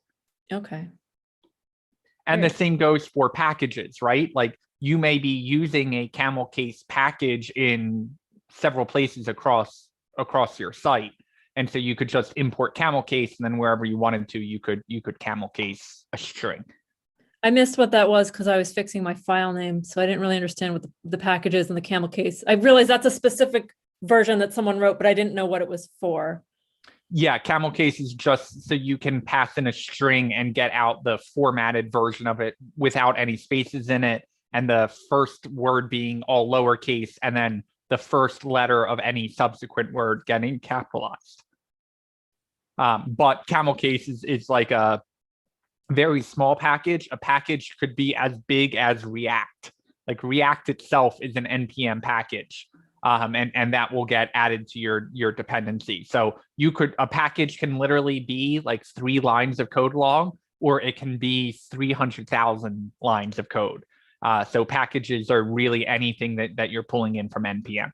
They're like aids. They're aids to what you're doing. Correct. Yeah. Okay. Pre-written code by someone else that you can just pick up and use in your own code. Okay. So how do you know which ones you need? Or you have to like search and kind of see? Okay. Yeah. So you will learn from it's a part of it is like someone has already had to write this code before. So if I could just find someone who has already written it and I can use their code, I should. Right. And so that's kind of the notion of camel case of like, oh yeah, I could figure out how to remove the spaces and change it to an uppercase letter and all of that. But I could also just take code someone else has already written for me, has it documented so they can tell me how to use their code, and then I can just run with it. But you will, with experience, you'll get a better handle of, oh, I should write this code myself. This should be a custom function. Or, oh, someone else has already written this for me and I can just borrow it. They are not synonymous, but a package and a library are often similar. So Bootstrap is a library, and you can use the Bootstrap package in React to access all of the Bootstrap library components.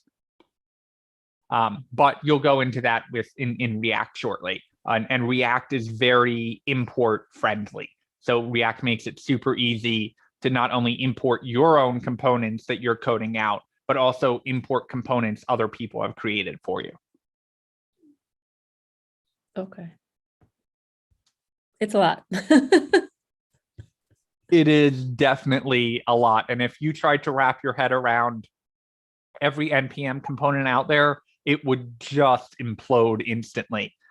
There are thousands of NPM packages. So there's a lot going on. But if you focus on just, I'm picking up some other code, whether it's in my file or someone else's file, and I'm importing it and using it here, or requiring it and then using it here, that's all you have to get out of tonight. Okay.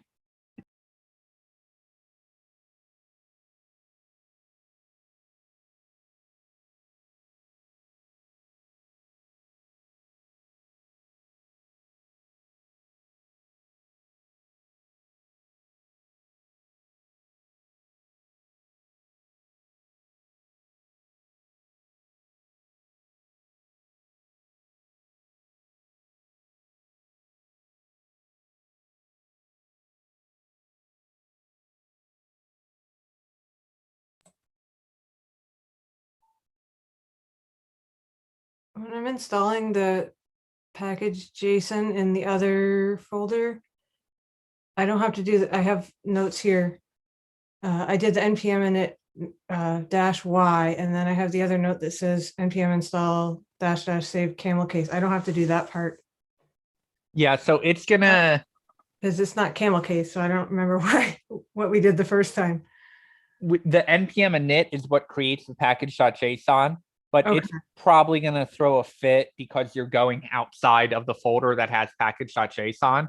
So I would try and create a folder inside of the same folder that has the package.json and then practice your file paths in there. Okay.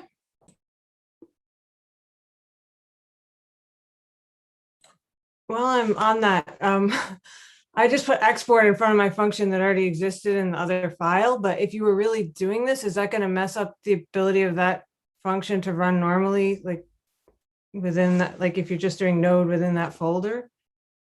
Yes, because it doesn't have a package.json and it doesn't have type module, which is why it would cause problems. So you would just like make a second function with export in the same file, or? No, it's the word export itself that's going to cause problems. So if Okay. that other folder had a package.json and it had the type set to module, export would not cause any problems over there. Right. But I'm just talking about like if everything was installed the way it was supposed to be. then the If word I have that export, word export there, can I not use that function anymore, like within the no, file you can't. itself? It would not impact Okay. that at all. Okay. Yeah, the problem is the export is just a newer word, and that's why we've got to use the type module, and why require works off the shelf. But for the import export, we have to specifically tell the package.json file, hey, this is a module that we're working with. And because it is, then we can work with our import export. And I heard you, Caroline, I'm copying now.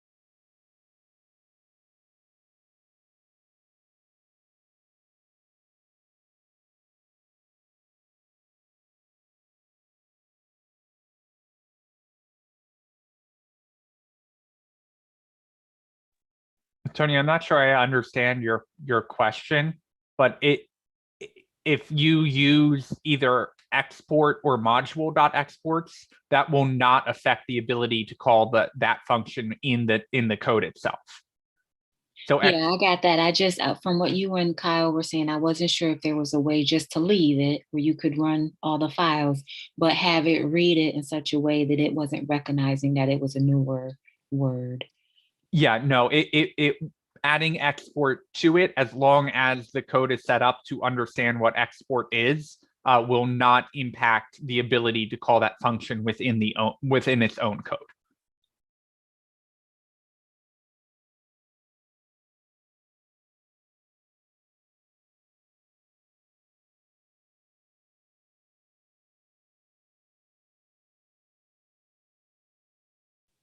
I asked just because it seems like there's like endless workarounds. So I'm sure you would have told us if there was one, but I just figured I'd ask. Yeah, importing files is kind of, because JavaScript is so late to the game on it, that like every other programming language has this notion of either requiring or importing or include, require, and import are the three words that I can think of off the top of my head of different languages using them. And JavaScript was very late to the game in saying, all right, we're officially going to support import and export. And here is how we are going to export parts of the code and then allow you to import them. And that is something that makes total sense. But because it took JavaScript so many years to get there, it's still important to teach that, like the require method as well. And hopefully when we teach this in cohort 10, we aren't still teaching the require import. But it is something that, you know, I still use it in my day-to-day code. I get yelled at by my junior dev who is always cutting edge and going, but we've got it all set up for imports. I'm like, yeah, I'm the old man. I got to remember to use an import instead of a require. But at this point, it's still important to teach both types.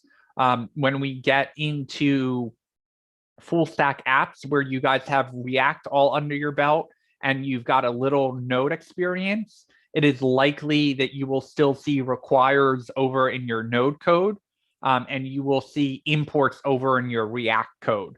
And that's kind of just the way it goes, because even on Node, it takes additional setup to get the imports to work natively like the requires do. And they accomplish the exact same thing.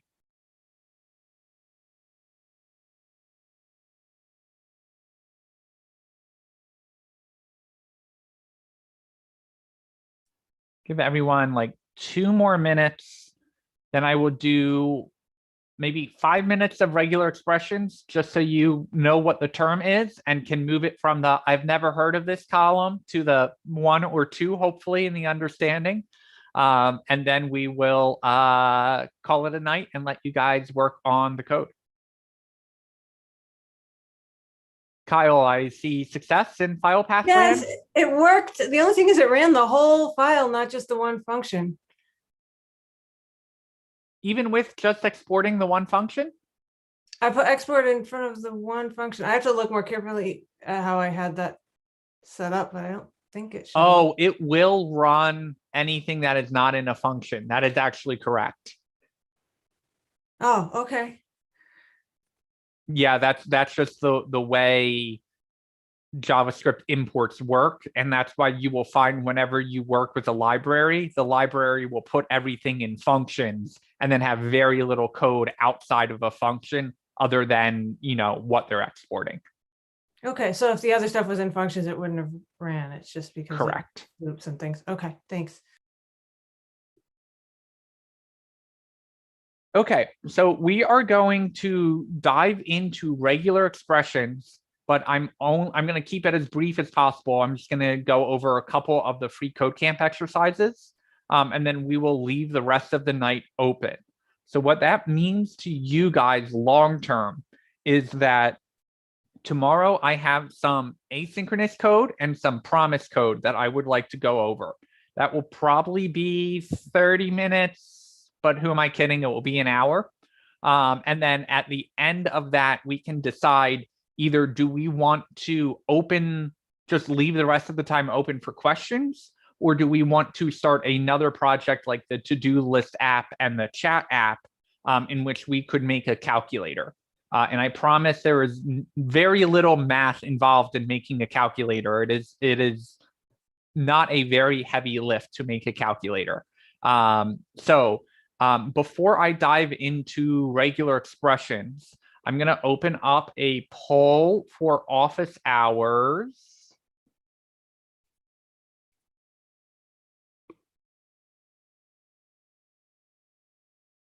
I'm going to kill someone at Zoom because I set up a poll for office hours and it's not here.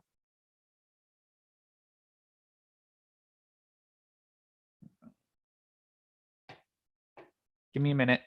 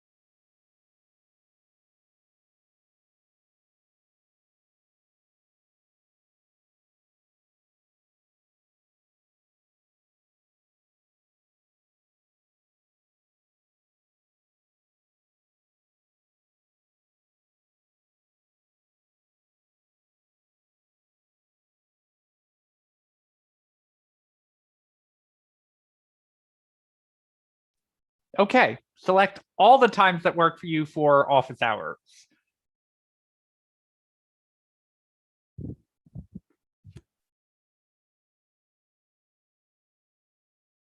And you should be able to select multiples, I really hope.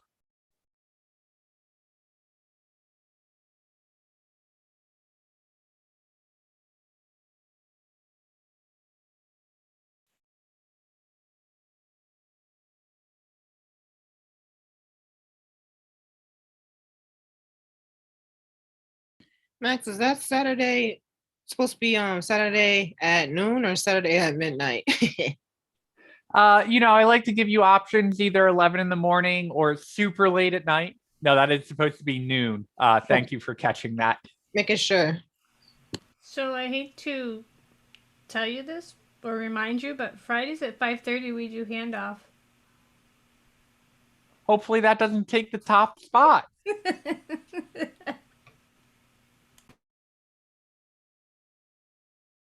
Give everyone one more chance to vote.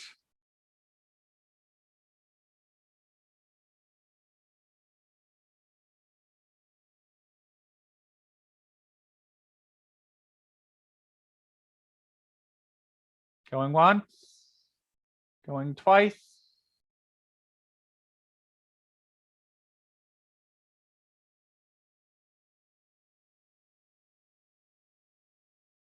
Saturday at 11 a.m. it is. So we will do office hours Saturday at 11. I was smart enough to schedule office hours. All those options came around scheduling when you guys have one-on-ones. I did not schedule around probably the most important meeting, which is the handoff the handoff tomorrow or Friday. My God. Okay. So we will do office hours Saturday at 11.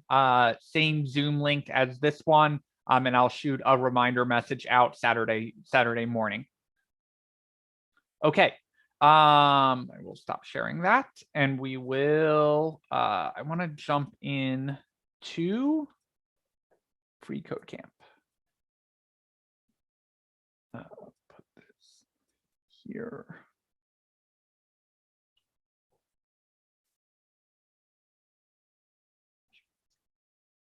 Okay, so Free Code Camp has, if you just do a search for regular expressions, there is a Learn Regular Expressions with this free course. And if you click on that, it takes you to this whole curriculum with lessons. If you are someone who, oh my God, there is a bear right outside my window. Shut the front door. Take a photo with your. Take a I picture just with did. your phone. If he comes back around, I will get the webcam on him. I'm looking at the reflection. I'm like, my dog is white, not black. Do you think that's what she saw? Could be. I will. Come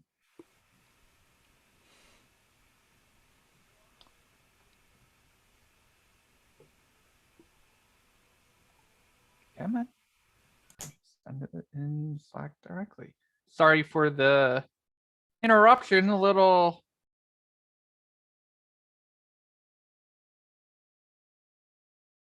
Come on, send.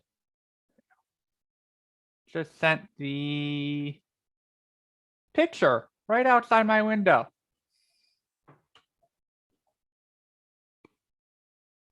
Anyway, not what I was expecting to see tonight, and I literally saw it in the webcam of me. I cannot wait to play that back in the YouTube live stream tonight and just watch the bear walk outside my window. You might want to keep your eyes peeled. I mean, just judging from the picture, it looks little, which means that there could be a mom around somewhere. Yeah, I'm not going to be letting my dog out unsupervised anymore. I mean, that bear was literally 5 feet from me. Okay, well, back to regular expression. Don't leave any food in your car. No food in the car, although there was a sign that said the bear will open car doors. Like, that is something that they easily know how to do. Okay. All right, back to regular expression. Sorry for the interruption there. So Free Code Camp has this free course where you can access all of these lessons. If you're someone who learns by doing exercises, this is a great option. If you click on this free crash course, there's like a 45-minute YouTube video on regular expressions. So again, regular expressions are a way that you can use a very specific syntax to pull apart a piece of a string. So we will dive into Free Code Camp in 1 minute, but I'm going to go to a site called regexpal.com. And there are a lot of different tools that all do the same thing. But basically what they allow you to do is type something in and then write your regular expression to see that your regular expression is matching a part of your string. So if this is our string down here and we wanted to access 1, 2, 3, we can come over and they've got this cheat sheet down here that shows you all the different combinations you can use to select out just a part of the string that you're looking to get. So if we were looking to grab the word street, it is as simple as typing street in as our regular expression, And not only are we going to get street here, but if we type in 123 2nd Street, it is going to show that we are highlighting every street there. Now, what if we said, okay, we would like to get any digit? So we can say /D, and it is going to highlight all of those digits. But we could say, oh, we would like there to be exactly 2 digits. So we're going to use that /D/D. And if we wanted to say, oh, we would like there to be 1 or more digit, we can use the star. So regex, you can see it is there's a pretty steep learning curve. Using everything over here on the left is telling you what you can use.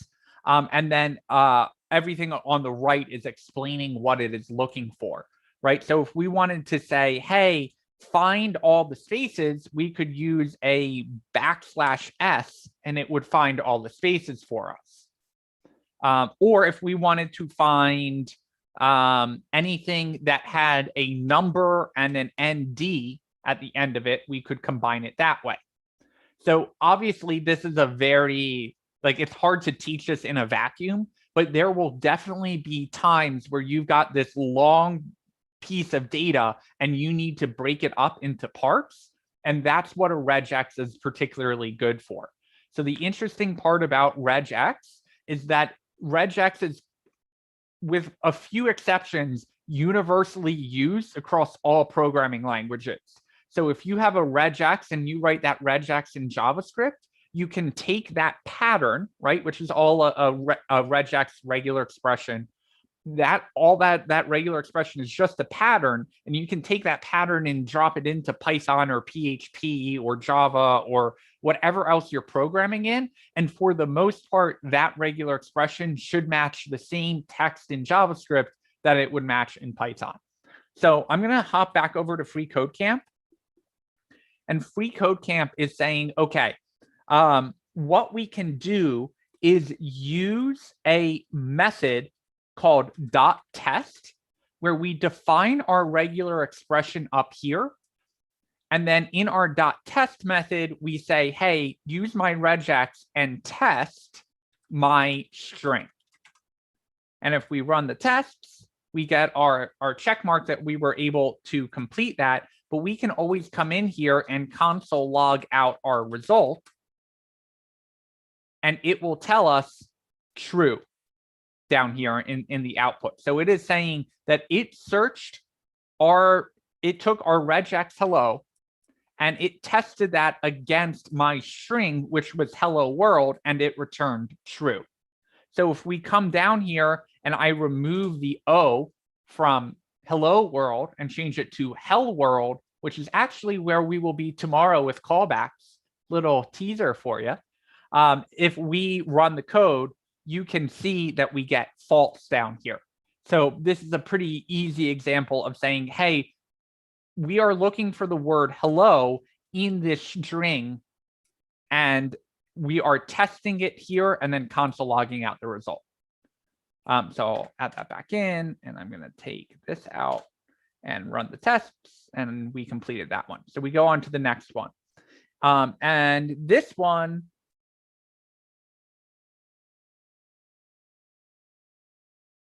it's saying, hey, update the regex to find the word Waldo. So we're just going to change that here. We'll type in Waldo. We will run the test, and we've completed that challenge. So we go on to the next one. I'll do one more with you guys. So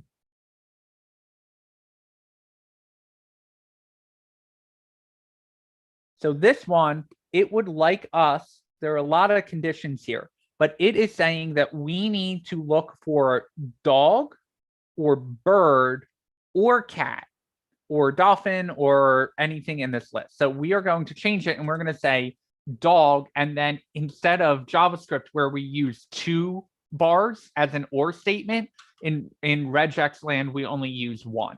So we're going to say dog or cat or bird or fish, and we're going to run the tests, and we finished that one as well. So I'm not going to assign this as homework. The point of introducing you to regexes is not to get you to be a master by the end of the course. It's just to plant that seed in your head of, hey, when we're pulling apart strings, when we've got data that we need to break apart, there is this tool called regular expressions that we can use to pull pieces of that string apart and break it into smaller pieces. Any questions on that?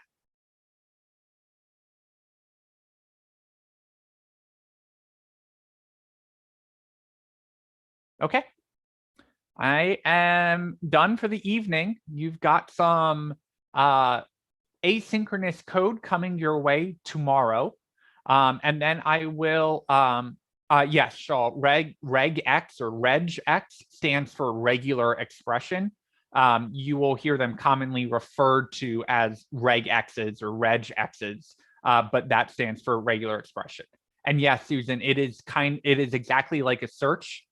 It is a specific kind of query language that you can use, a special syntax to search within strings. And I will share.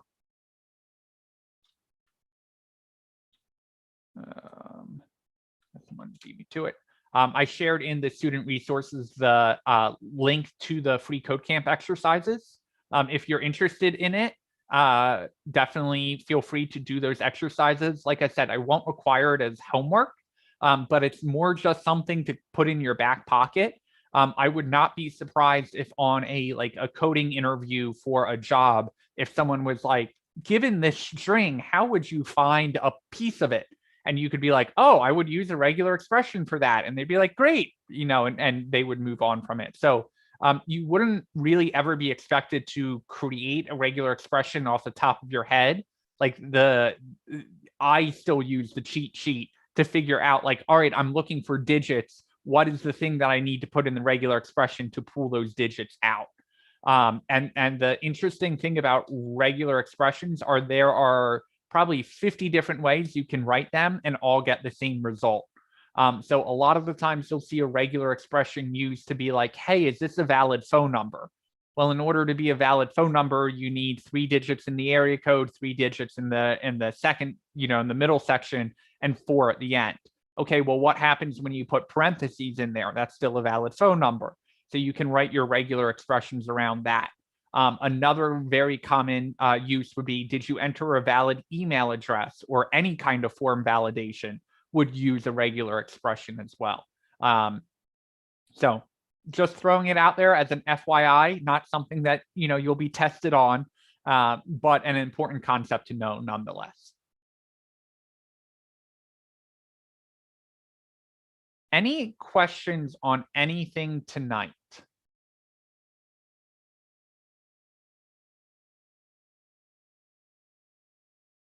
Okay.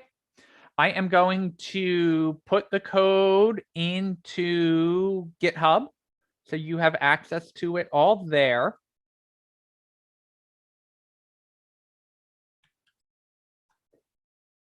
And then you can use the rest of the 15 minutes. The homework for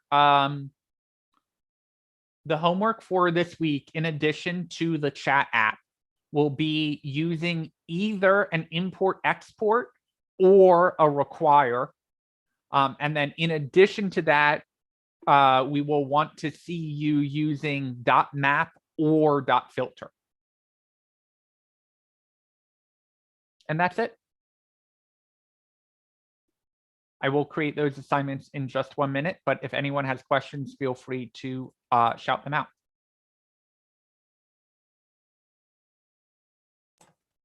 I was trying to get to the code that was in the subfolder from the other way, the import one. And I put the module.exports equals and the name of the function at the bottom there.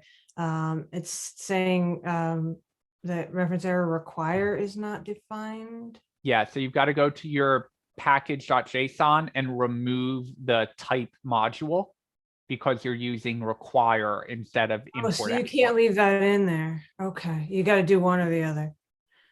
the way we've got Node set up, yes, you've got to do one or the other. Okay, thanks. React will be a little bit more forgiving and will let you use either, but React is very import export heavy, and Node is very require heavy.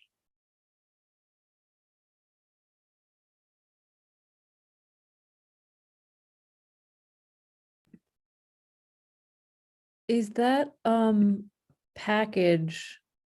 We added the camel case within the package.json. But we did that by using npm install -- save. But is that always there now, or is it just in this exercise? Like, have we permanently installed it into our node? No, Or we've our- installed it into that project's package.json.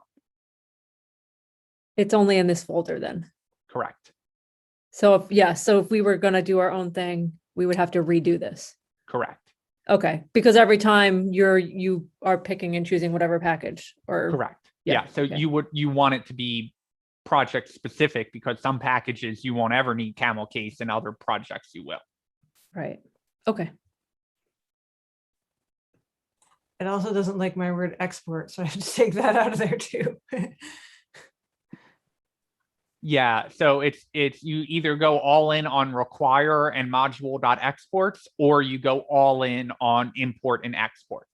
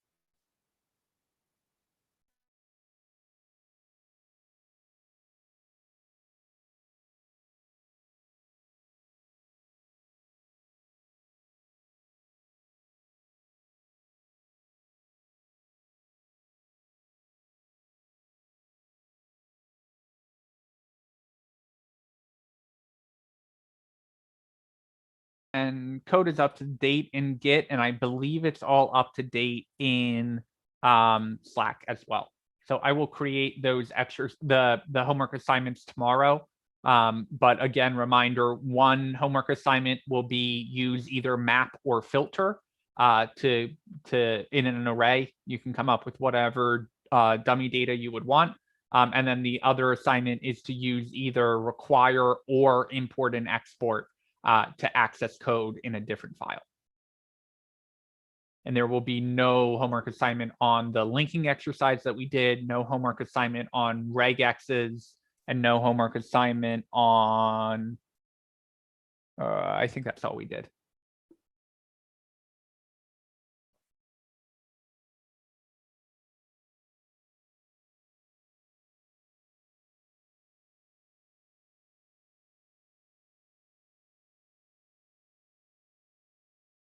And I will be around for the next 9 minutes. If anyone has questions on that homework, welcome to drop out if you want, but at 8:30, I do have a one-on-one scheduled with a student.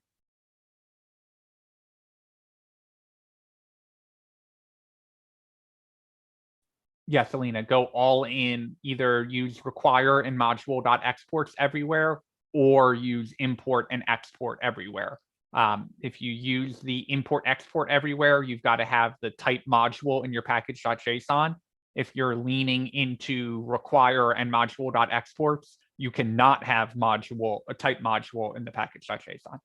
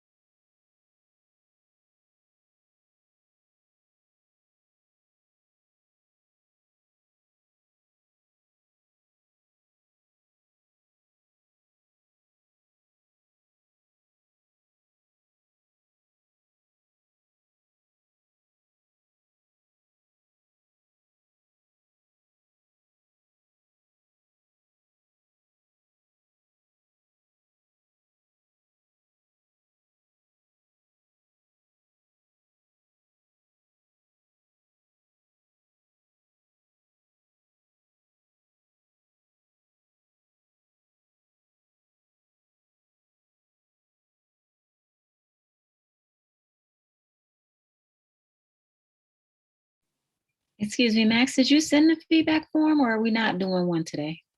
Nope, definitely doing one. Let me grab it. Okay, thanks. The link is the same every day. And I just grab it from the classroom. There is a feedback section on the classroom, but I can grab it and send it. Okay, thank you. I was looking in Slack for the link and I didn't see it right away, so. Yeah, in Google Classroom, if you go to the classwork tab, there is a feedback surveys section, and that's where it is, but I will also dump it in there and in.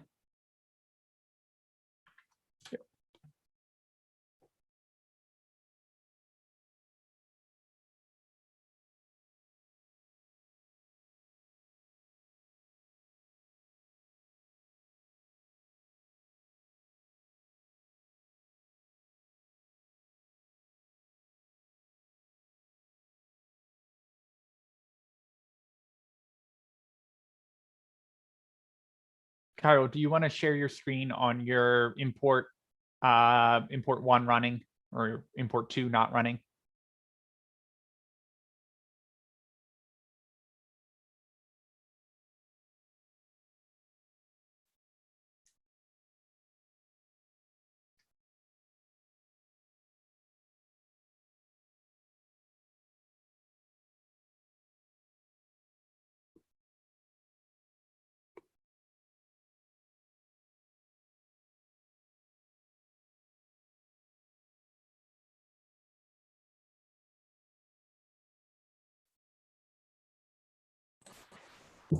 Thank you. I couldn't find my unmute once I started sharing the screen. I saw you going for it. Zoom that is a godsend that not only Zoom lets you mute, but they let you request to unmute as well. Okay, so scroll down in your terminal and let's see, were you getting an error? Yeah, so it ran part of it. Okay, so let's scroll up a little bit to the top of the error. Cannot read teachers of undefined. That was one of the like in my whole path down through actually the first section here. I think. Yeah, and let me guess, grade levels is defined all the way up at the top outside of the function. Oh, yeah. Okay. And so, yeah, so you are the running other way into worked. And so are you requiring here or are you importing? I was trying to do the older way, require, but the import way, import 2 worked. So it is entirely possible that when you require, it is only running the function, but when you import, it is running the entire file and then grabbing the function. I don't think so, because it did this other stuff up here from the loop. And it did part of the function. What is it not doing? Line 156 is on your grade levels, grade level teachers. So if you run, It's so hard 'cause the window's so tiny too. yeah. Let's see. Yeah, I had 2 functions on this, so. I'm wondering if you run school.js directly, if you would get the same error. Oh, maybe. Okay, maybe I had uncommented something. Oh, no. Make sure you're in the right directory though when you run that.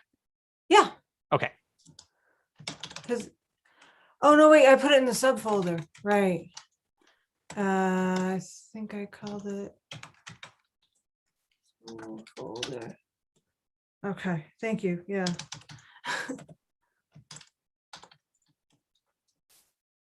Oh, I Yeah. do. Okay. So that's not a problem with your import, just a problem with your. It's probably when I deleted stuff when I moved it over and copied and pasted things or something. I'll look at it. Thank you.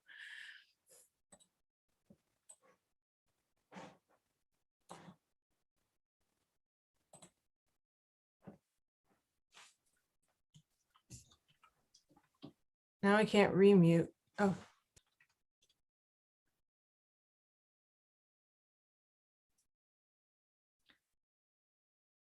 All right, last chance for questions here.